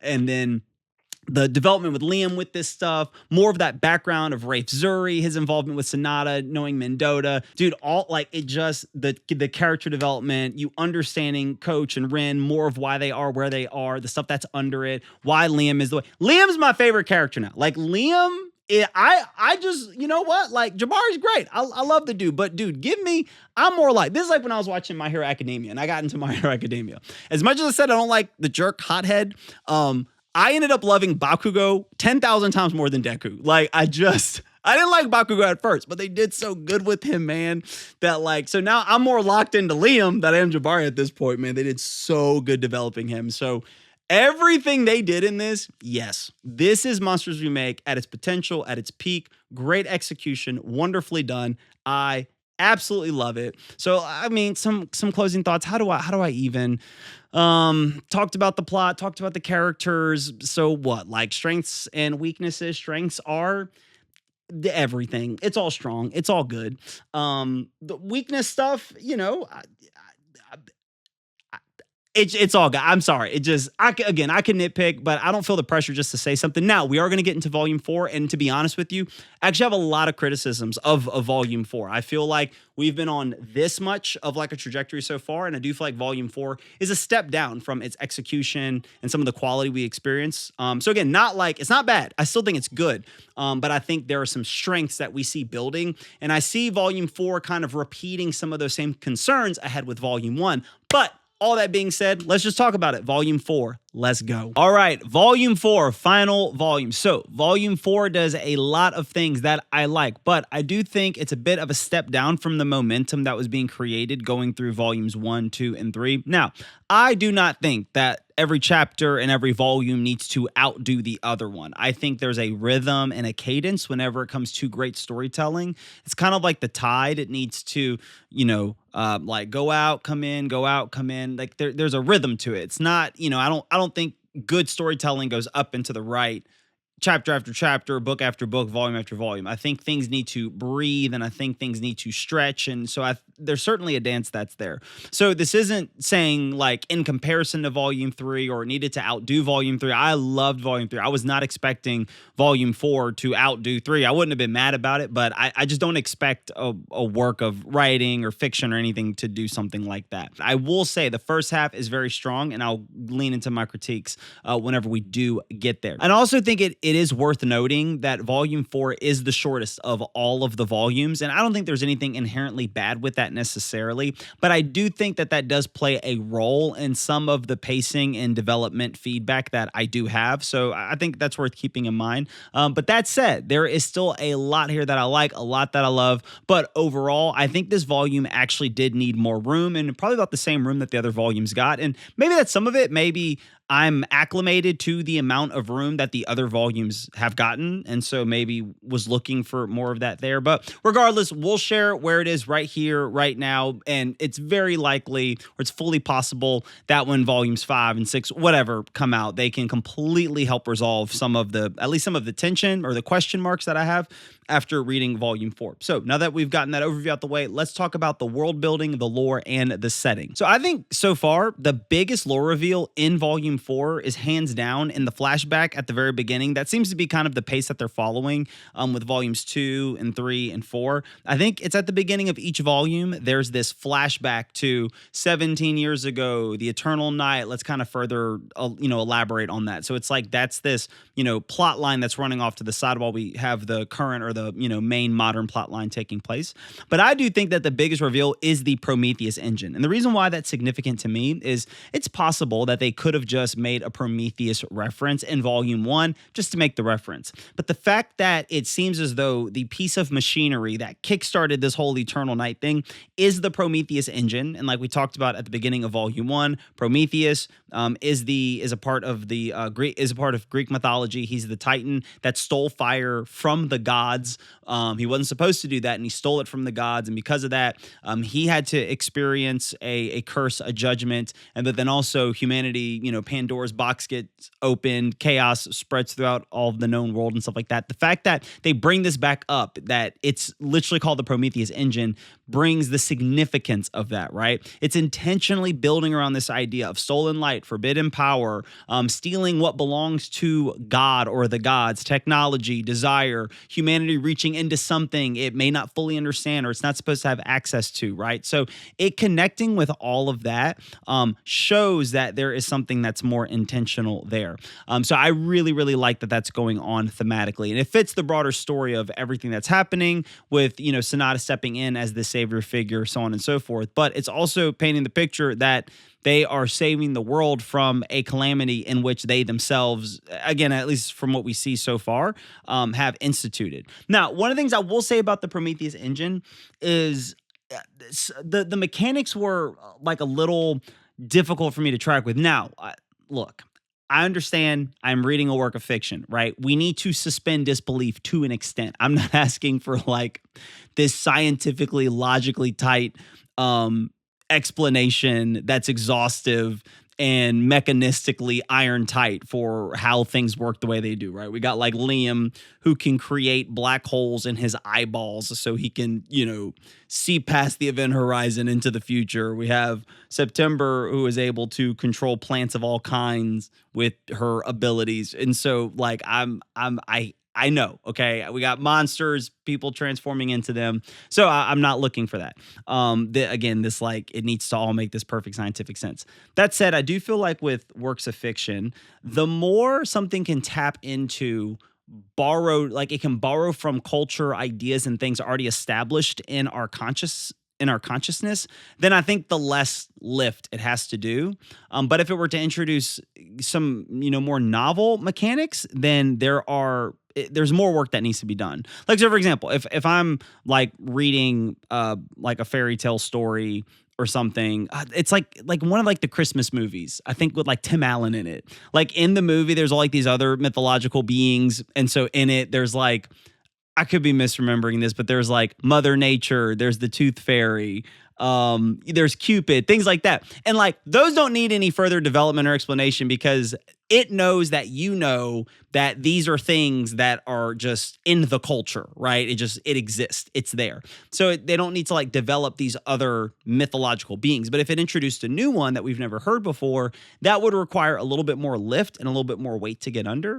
So when the Prometheus engine, when it's just kind of talking about the fact that like, oh, Mendota was able to figure out how to harness the power of the soul. Like he could separate the body from the soul and harness the power therein and isolate these distinct differences. I'm good with that. Like there is plenty of cultural real estate that's been established. The roads have been trodden, have been built in the culture we live in, about conversations around the body being distinct from the soul. I mean, this is rich in society. This is in various religious and spiritual ideologies. So that doesn't need like a lot of explanation. And then the idea of being able to separate the two, and there's this chemical reaction that releases power. Again, like that works. It's kind of simple.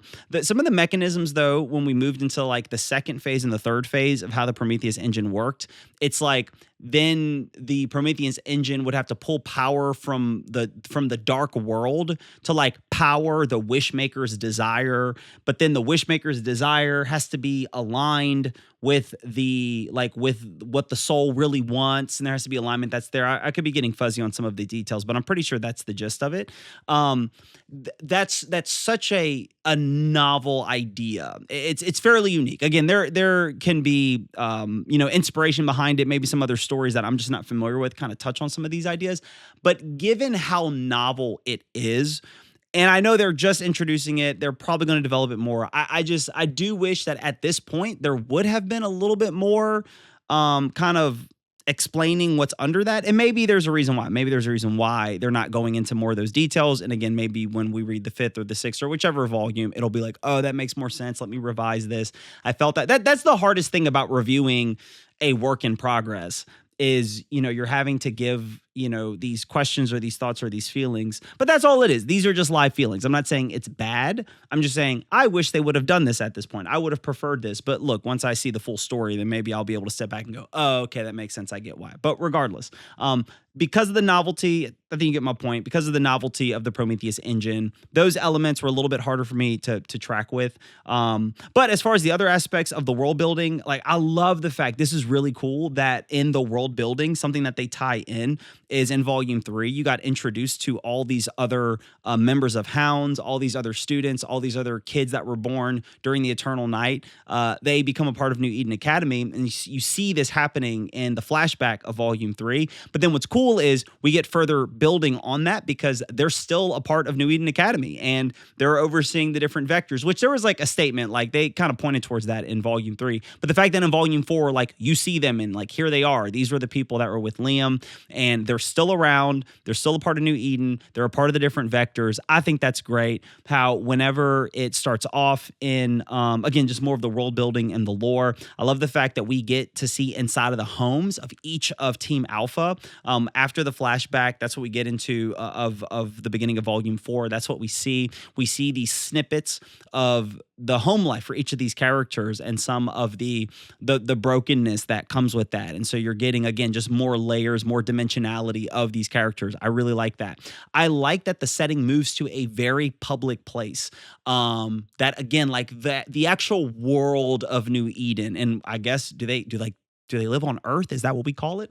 But I would assume so. But like the more we can like build the actual like geography and the city and the other countries and cities and like I like that kind of world building. And so even just them moving to a mall where there's like other just people that are just normal and like living life. Like these aren't people that, are New Eden students. They're not a part of Sonata. They're not a leaker. Like they're just people. Like I like kind of the building on that. Like, okay, there's just, people around here. I think that's good. So there's a lot that they're doing with the world building, with the lore, with the setting that I'm digging. I'm so digging in this first half because now it's like, okay, we've had 2 volumes where things breathed a lot. We introduced a lot of these, plot points, but hey, like let's keep moving forward. Like let's keep introducing some things that are now happening actively in the lives. Let's introduce some new drama, some new conflict. And I'm liking where all that's going. And I even like how they're building on within the team. This is more of the character development, but just to quickly touch on it. Some of the dynamics of them, Team Alpha, like not really trusting Liam and what's really going on and questioning Sonata and kind of like getting on board with the questions Jabari's asking. So from a world building standpoint, I think it's very strong with what they're doing. Some of these, a few criticisms I have, which this will some get into the character development, some of the plot points, but it all centers around how they're building the leaker world around Viron, but I think it's Viron.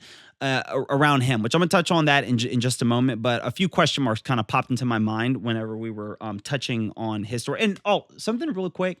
I'll actually get to this whenever we get to Viron later, talking about volume 4. Okay, so now let's talk about the art and visual style. That's always the next section we cover. And look, at this point, I'm beating a dead horse, okay? The art's great. The art's really good. The art's solid. Again, go look at other manga. Go look at how they're drawn. Compare what monsters we make. I understand other manga, like I mentioned in volume 3, they got crazy deadlines they have to meet. Okay, the pressure's on. They gotta, they have these, gotta drop a new chapter every week or every month, whatever. I get it, but regardless of that, the art's still banger. And I'll show you some of my favorite parts of art. And one of the things I do like about the art here is I feel like the art is like distinct. Like, especially as we get through more volumes, it's becoming its own thing. Like, you'd be able to look and be like, oh, like that's Monsters We Make. Like, it has this distinct flavor, this distinct shading, this distinct, detail level that's brought to it, the way the characters are designed, the world's being built. Dude, look at this thing. This is so cool. The Prometheus engine, like, this is sick. I think this design's awesome. I don't know what half the stuff is going on over here, but I like it. So very, very cool. Whoever designed that, kudos. Great job. I really like this a lot. I think this drawing of Varen in his leaker form, like just the art itself, the design itself, it's sick. Like, why does he got all these belts on? Who cares?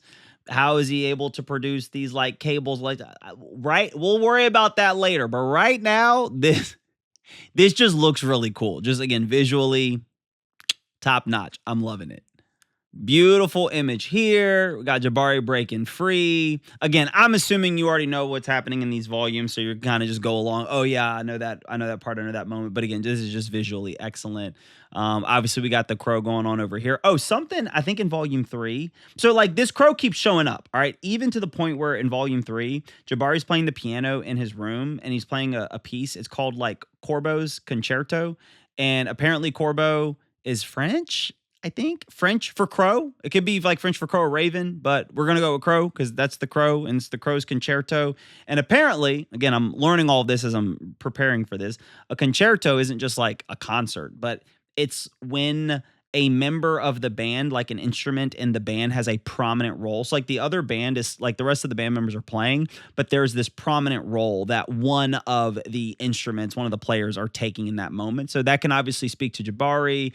There's a lot dealing with the crow and a lot of the symbology that can be there. But again, I don't want to try to speak definitively on like crow symbology because like I don't know a ton about it, but the crow is showing up. It's clearly intentional in all those various ways. But this image is very well drawn. Beautiful. Oh, also this moment is just like funny. I like this to me was from like a humor standpoint. I thought this was like well done whenever Jabari screams pause and actually pauses the game. And then of course I appreciate the Easter eggs, the Cory Easter eggs.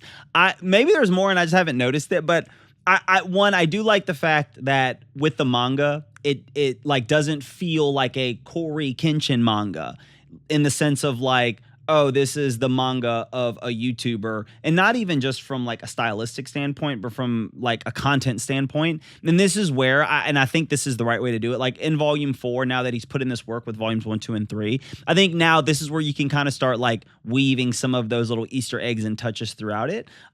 Because like you've done the work to show that this can stand on its own, and it's not just a big like Easter egg callback reference to the channel over and over and over again, where you need to be like a CoryKenshin YouTube channel fan in order to appreciate the manga. Like you can just appreciate the manga as it is. But little touches like this, like, you have the up, down for the R boost. That's funny. That's cool. Obviously the Otoken, it looks like a clear call out to the Hadoken, which is just, point out Cory's love for video games because that's the button pattern for that. And then, hey, you got the greatest cheat code of all time. Up, down, left, right, BA. Look, you guys know. So the references with gaming stuff and everything, I do like that. It was very well placed here. But a choreography moment that I do like from a fight standpoint. Just because I think it has also a cool, just again, like little Easter egg feature from, knowing Cory. But like this fight moment here works really well, right? You have Alicent fighting Shadow Alicent, right? So she's coming down with what? That's like the right hand. Like she's coming down with the right, but then Shadow Alicent, you can watch her hand movement. So here she is, she's, swinging. She first swings down with the left, and then she's then coming down with the right. But then Shadow Alicent moves out the way. Then you see she takes that hand and bow, smacks it out the way. But when she smacks boom, when she smacks that hand out the way, then regular Allison is coming with her other hand, like that's her left hand, boom, to come in with another hit. But then you see her leg is coming up ready. She's anticipating that kick. Bow, kicks that hand out the way, boom. But whenever that hand's kicked out the way, in my mind, you're tracking with everything that I'm doing, but maybe you're not. But in my mind, I'm seeing it. The hand, pow, gets kicked away. But then Allison, you see that leg back there? She come with that kick, boom, and she goes to hit. But then all of a sudden, Shadow Allison, grabs it, boom, get that out of here. Get that out of here. Deflected, parried. But then, all right, after that leg gets pushed, so Allison's body gets like pushed, turning that way. She's then coming, and look, it's like, what? Is that a chop? But then, you know what that is? Hey, that's that signature Bruce Lee 1-inch punch, baby. Boy, and boom, makes that contact and sends her flying back. Like, I love it. It's just very well done, very well drawn, great impact. The way they animate it, you can follow it, you can flow with it. I love the call to the Bruce Lee 1-inch punch. Obviously, Cory's done a collab with Bruce Lee, loves Bruce Lee. I grew up watching Bruce Lee movies. My parents both love Bruce Lee. And so I love the call out to that. So art, visual, it's good. I don't see it not being good. I don't see why it would go down. Top notch, has been top notch, has remained top notch, keeps being top notch. Dig the art. Art people, all you suckers drawing, phenomenal. Just great stuff. Love everything you're doing. Keep it up. So now we're going to talk plot and pacing. And I basically touched on this on a lot of the elements of plot and pacing when we're talking about world building. But I'm just going to draw attention to a couple things. The plot thing that I'm going to talk about, the plot thing that I struggle the most with, and the overall plot thing that I like the most. The overall plot thing that I struggle the most with, it all centers around Varen. Because up to this point, and again, I'm not saying that you can't have layers of complexity with these leakers. I just have not been set up to expect this. And I would have liked a little bit more setup, a little bit more build up for this. But like Varen gets introduced as this leaker. But as you're looking at Varen's character as they're introducing him, he seems very non-leakery. And what he seems very non-leaky. What I mean by that is he just seems like kind of a cool, chill dude. It's like he seems pretty laid back, seems pretty chill, like seems like he's in a good mood, seems like he'd be a fun guy to hang out with. And maybe that's some of the complexity, like with the leakers, maybe the more advanced you get as a leaker, like I think this is where they say he's like a class B or something. But basically, I feel like maybe you get more advanced. You're kind of like the Hulk, where the Hulk like needed to get angry to transform, or like, with Dragon Ball Z, like you needed these like intense emotional moments to experience this transformation, but then the more advanced you get with it, you can just kind of tap into it. Or like the Hulk, you just always stay angry. So I'm not saying it's impossible, but I'm just saying up to this point, like leakers and leakers transforming has always been tied to deep emotional trauma. But like Varen, he just remains pretty chill, and then like boom, he just transforms into a leaker with like not very leakingness. And then the other thing is this ability that he has to like not even just manipulate technology, but he's able to manipulate technology in such a way that it can cross over and impact someone's consciousness. Now, again, I realize I'm reading fiction. You got the freaking Alpha team and the rest of the Hound unit and their tunings. It's all pretty, super power related things. But Varen just seems very like out of the ordinary. Like the fact that he transforms into a leaker and he can be what appears to be in a good mood, but then when he transforms into a leaker, he has like all of these like sockets and wires and cables, not sockets, but like wires and cables that come out of them. And then it can like go into outlets and ports and like mess with the electricity.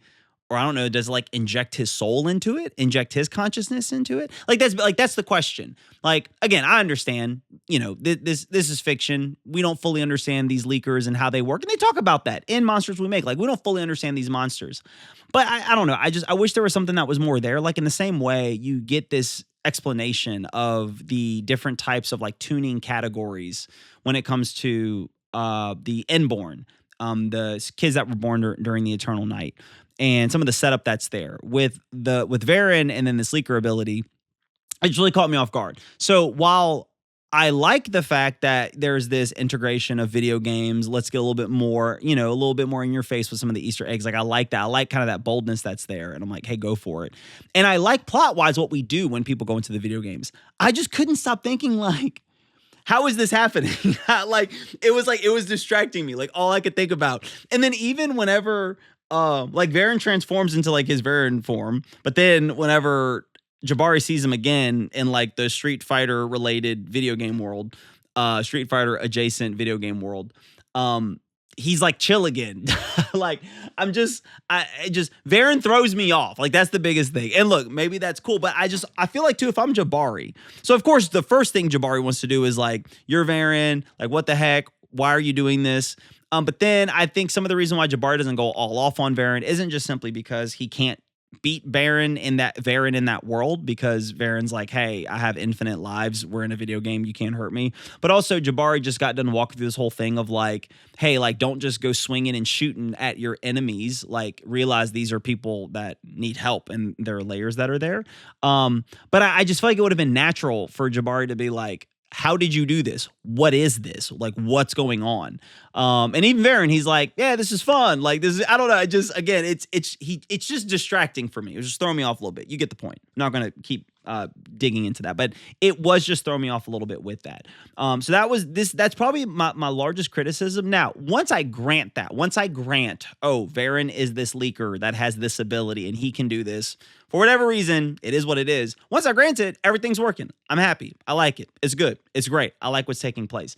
One of the other things though that I didn't like though with Varen's ability, I liked the fact that they were in the mall, because again, something that I think would help develop that horror element more is stuff popping off in public and how this is affecting the everyday person. So I was excited that like they're in the mall. It's well populated.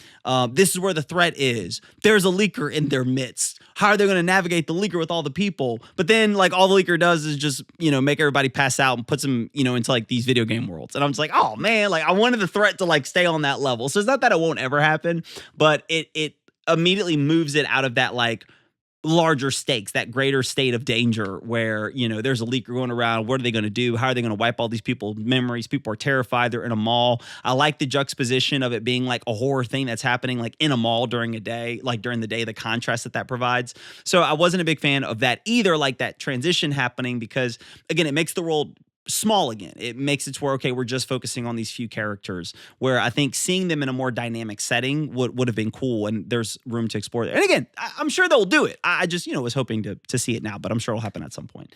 Well, I'm not sure. Who knows? Maybe it will never happen, okay? But I'm hopeful that at some point we can explore some of those elements. But what I do like, my favorite plot point that's developed here is in Jabari's backstory that's explored when he's in the Five Nights at Freddy's world. I think it's Howl's Pizzeria. What I do like about that, and obviously that's another shout out to, Cory and his channel. Like that was a huge part of Cory's channel's growth and notoriety, recognition. It's when he did that series for Five Nights at Freddy's, and Howl's is obviously inspired by that, which is great. I love in the backstory, and I'll explain why, when Jabari is younger and they have the flashback where he's playing with the band and he wants to win first place. He doesn't. He wins second place. He goes off on his bandmates. They get in a fight. One of the band members takes the guitar and smashes it across Jabari's face, which, just pause for a moment. Taking an electric guitar across your face. Jabari's got a strong face because his whole jaw should have been shattered, snapped, whatever. But that's painful. So Jabari takes this hit, but fast forwarding to when Jabari's at home, his mom's coming in, and you can see him trying to like tape it together. This like pathetic attempt to try to fix this problem, because his mom bought him that guitar and his family doesn't have a lot.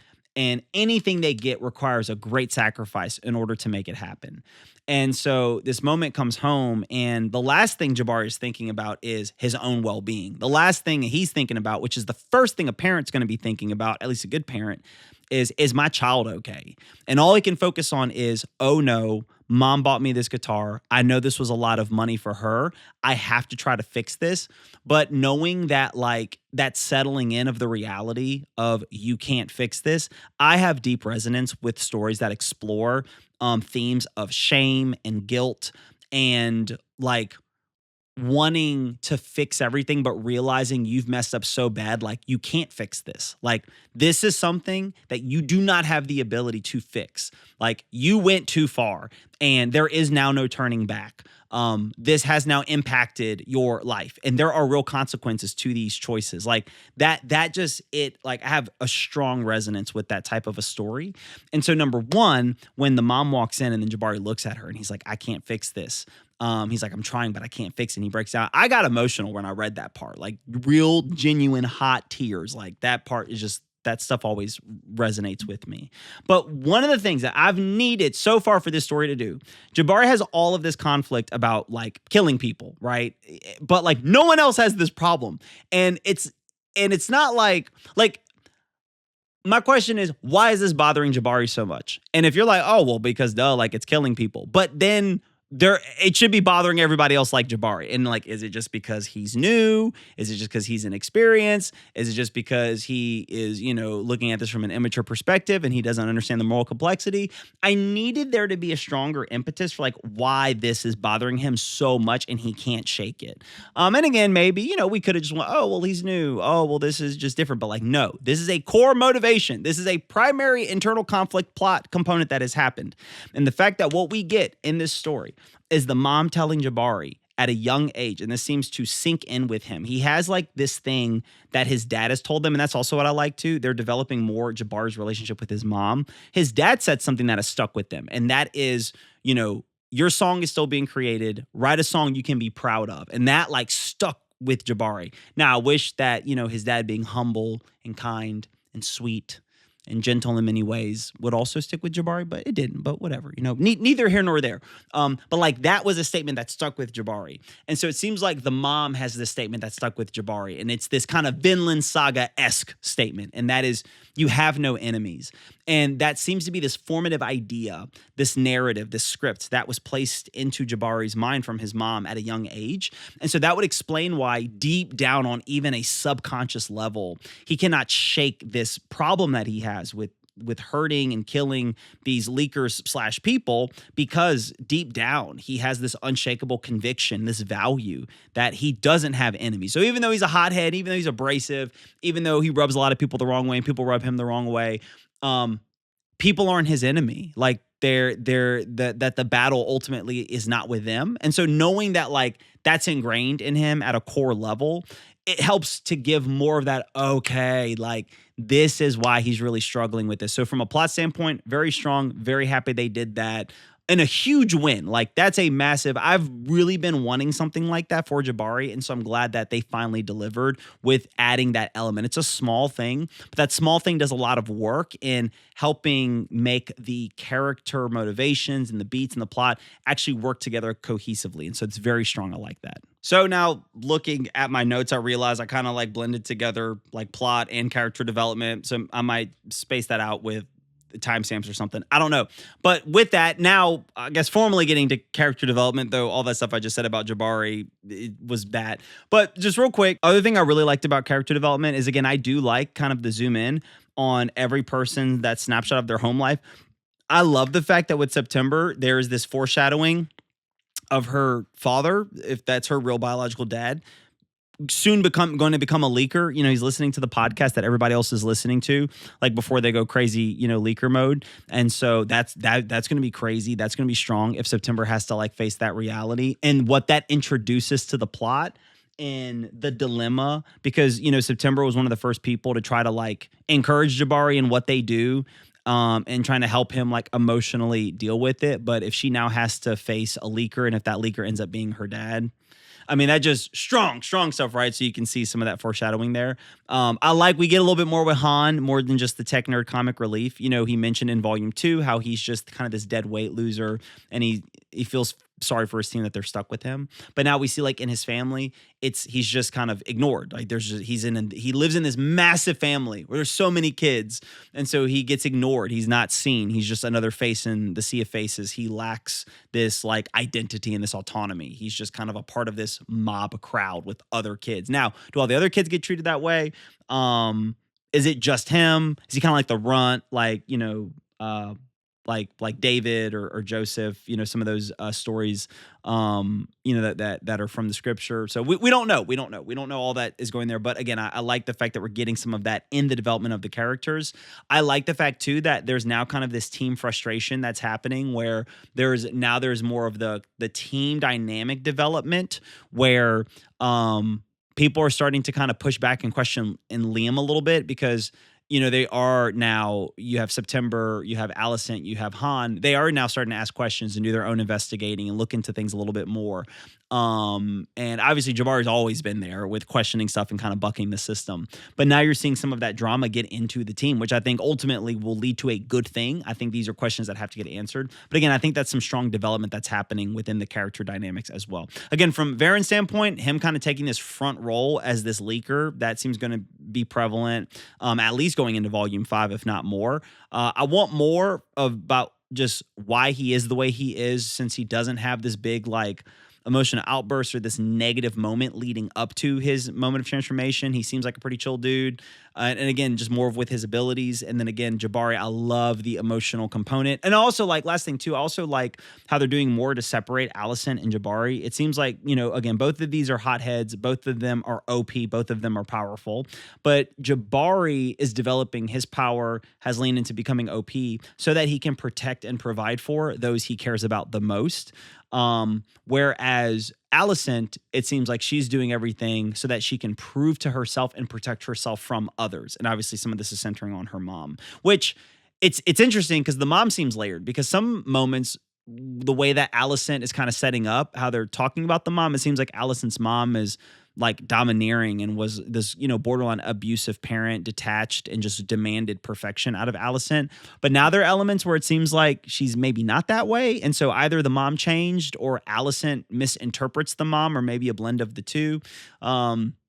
But I do think that it's creating some of that separation that needed to happen. So I am looking forward for the further development between Alicent and Jabari. I like that they're focusing on her now because, again, those two, there's too much overlap with them. I want to see how they can have chemistry, but not have their personality types just be this constant source of friction and conflict, even though they're very similar. So again, I feel like with Jabari, he's OP and he's strong and he's powerful and he cultivates that so that he can protect and provide. Where Alicent does it so she can prove herself and protect herself from others. She's trying to protect herself, where Jabari wants to protect others. And obviously, I'm sure to some extent, Jabari's trying to prove something to himself and trying to protect himself as well. But you just see those broader motivational differences, that are there. And I like the fact that they are exploring some of that, and we'll see where it picks up in volume 5. Strengths and weaknesses overall. Strengths, I love the fact that we get the Prometheus engine. I love that it's called the Prometheus engine.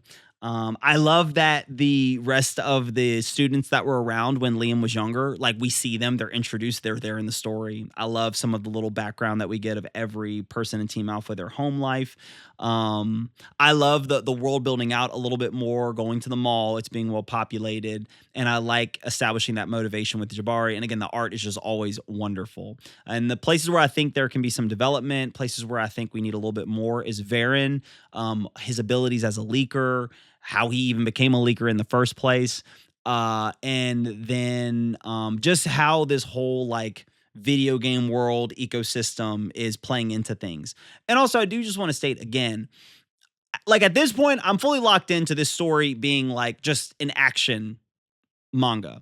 I think if they are wanting this to actually be seen as this kind of action horror, as a genre, that is the genre this fits under, then there's a lot of catching up, I believe, that needs to happen from a horror standpoint, and how that stuff plays, and just kind of elevating the tonality of it, the weightiness of it, the creepiness of it, the scenes that might evoke that feeling more. I think that needs to take place, because again, for me, just simply having violence, or just showing something that's more graphic or gruesome, that to me doesn't inherently necessitate horror. I mean, from a video game standpoint, like God of War is brutal, bro, but like, you wouldn't consider that a horror game, even though it's high on the level of graphic violence and body parts and getting chopped and stuff like that, and monsters and, mythical gods and all of this stuff. So I do think that there needs to be a little bit more there if we really want that to be the genre. At least I feel that way when it comes to it. Same thing about the comedic relief. Again, I love comedy. I love comedic relief, but it's pretty regular that we're getting that happening fairly frequently. I do think for the most part, Volume 4 was a bit easier on it, if I'm remembering correctly. But nonetheless, just broader speaking. So with all that said, kind of my final verdict with just Volume 4, and then we'll zoom out and look at everything as an entire series. I do think that Volume 4 is moving in the right direction because it's helping us now. We've done a lot of the setup, some of the backstory. I don't think we needed to move into this big long arc where it's like Liam gets a whole volume and then Allison gets a whole volume and then Han gets it's like you do that, then you're friggin', 6-7 volumes in, and like we have not moved the actual primary plot forward at all. I think it is right to do a focus on Jabari, to do a big focus on Jabari, a big focus on Liam, because Jabari and Liam have kind of that like Naruto Sasuke energy, or like that Goku Vegeta energy, or like that Deku and Bakugo. Like they're clearly like kind of these two main like forces that are going to play off of one another and be two sides of the same coin and have that rivalry energy that's at play. Not that they're going to perfectly map onto any of these characters that I've just named, but I get giving Liam, obviously Jabari's the main character, give him a lot of time and attention, but I see why Liam so early gets a whole volume. I don't think everybody else needs that, at least not right now. I think the way you can do it, kind of what looks like they're going to do with these video game type things. So I like the forward movement. I like the forward movement, and I like the expanding. I think that's good. Again, just my biggest negative is what I don't want and what I hope doesn't happen is this pattern where just a lot of stuff, like they do slow down and they do expand, but then they just keep like, we'll just deliver a lot of stuff quickly. And okay, but did that build? Where was that hinted? Did you at least give an idea of that? And look, maybe they did with Varen, like, maybe I missed it. It's very possible. My criticism, maybe I missed it. And maybe some of the details are there in the earlier volumes, but it doesn't stand out to me. And I really did my best to try to read these carefully. So broadly speaking, that's what I feel about Volume 4. Still a good volume that's making the right choices. I just wanted a little bit more setup when it came to Varen, his backstory, and his abilities. I think that would have gone a long way. And I would have preferred them keep the threat on the level of like real life in the mall and not like sucked it into a video game. Those are my thoughts about Volume 4. Now let's bring it all together. So after reading all 4 volumes, my biggest takeaway is this: Monsters We Make is genuinely good. Not because Cory made it, not good for a YouTuber manga, not even good for a first-time manga. It is just good, full stop. It has strong world building, excellent art. The character voices are distinct, the themes are meaningful, there's a central moral question that keeps getting more interesting and driving the plot forward. There's this looming mystery that continues to pique your curiosity and thoughtful development. Who are the monsters? Who is making them? How are they being made? And why is all of this going on in the first place? Volume 1 gives us the foundation. It introduces new Eden, Sonata, the Leakers, the Hounds, the core cast, and Jabari's moral conflict. Volume 2 is where the series really starts to find its rhythm for me. It slows down and connects earlier events back into the story and gives the characters more emotional grounding. Volume 3 is where the series just fully clicks. Like it's just its full potential, which I mean, it could get even better, but you get what I'm saying. Like, I am just like, oh my gosh, like this is it. With Liam's backstory, Nala, Ren, Madame Dean, Coach, and the truth behind New Eden, it showed me what this manga can be when it gives its ideas room to breathe and a lot of that development and build up and structure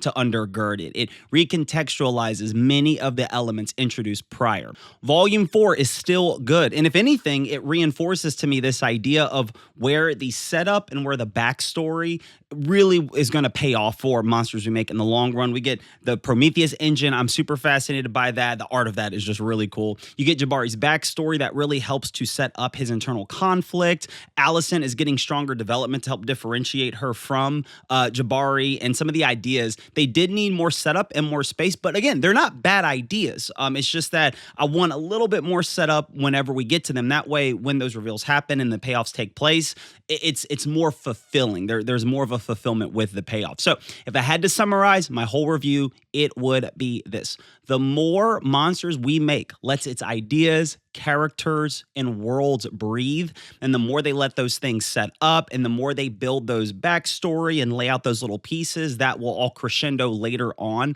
the stronger it becomes. It is evident the story is working hard to deliver meaningful reveals and twists, but those hit best by not just what happens, but the buildup of how and why it happens. And they're very good at setting that up. So like the more they can lean into that and the more they can set it up, WWWW.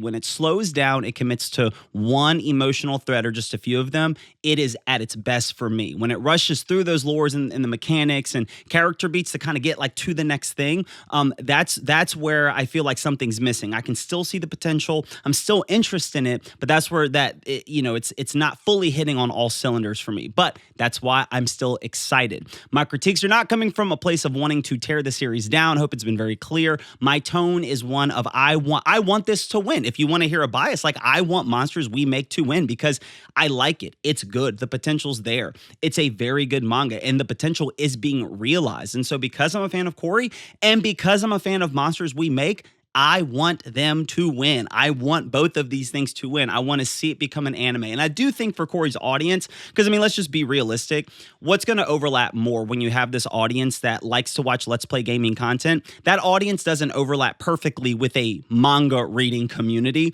for many different reasons. And Cory's aware of that. Ultimately, he wants to make this an anime, and the manga is serving as that step to get there, but he's clearly putting work and effort in that. But I do think that when this does become an anime, it's just gonna pop. Like you saw the way people reacted over the trailer to see the animation. I think for Cory's audience and the Samurai, I'm a part of that community. I think seeing it become an anime is really gonna set all this stuff on fire, and I really think it gives them the opportunity to look at the manga, to look at the strengths, to look at the weaknesses, and to allow that to create more of the space and fill in some of the gaps and to improve it even better and bring it to a whole new level. So I have no doubt as an anime, this is going to absolutely crush. I want more Team Alpha. I want more clarity on Sonata, the Prometheus engine. I want more of the horror atmosphere to match the horror imagery. I want more with Jabari, Liam, Allison, September, Han.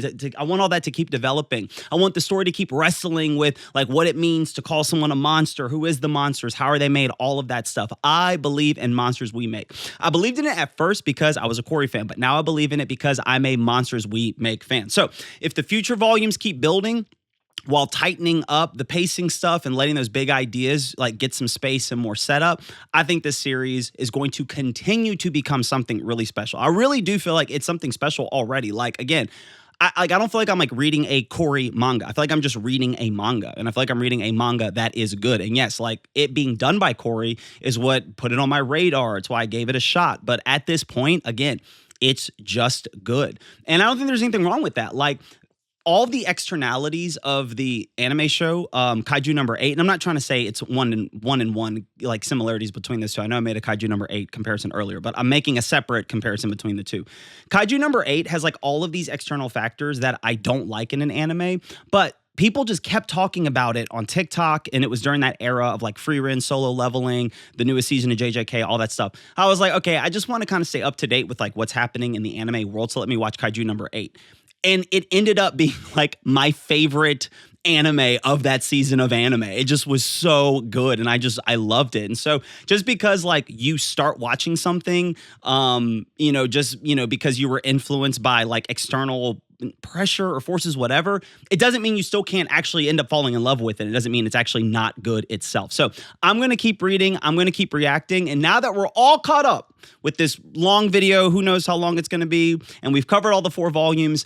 I'm going to be able to do everything now in like more manageable small sizes. So like when volume 5 drops, I'll probably do more like chapter by chapter reactions and responses and reviews and all that stuff, or just drop it on the whole volume like I've done with this one. I'm sure I'll watch it back and want to clean certain things up. And I want to hear from you guys. Like, what did you agree with? What did you not agree with?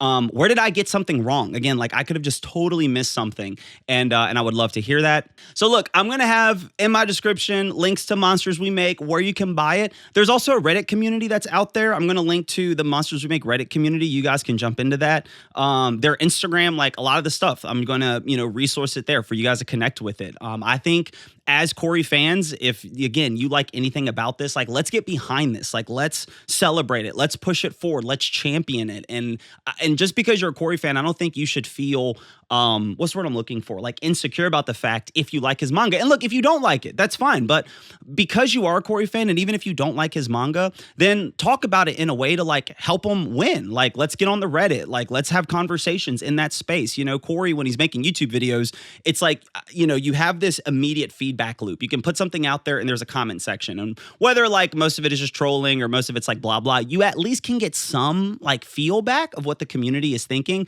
But dude, to pump so much time into like a manga and then just to put it out there, but to not have this immediate feedback loop of like, are people actually reading it? Do they actually like it? What are they noticing? What didn't they notice? Like that's tough. I don't know whether he feels that way or not, but just trying to put myself in that position, I could feel that big, like a difficult thing, to have to like adjust to. So like, let's engage, let's connect, let's build a community around it. Let's talk about it. But all that being said, thank you guys so much for watching. Look, if I inspired one of you guys to check out Monsters We Make or to make a video about it, then hey, my job is done. I'm happy about it. We're going to keep talking about it. But all that being said, if you've enjoyed it, subscribe for mostly more Let's Play gaming content. We stream regularly, have a Discord. All of that will be in the description as well. But occasionally, we'll get some more anime and manga content in here as well. Thank you guys so much for watching. Have a wonderful day, week, month, year, and rest of your life. I'll see you in the next video. Peace.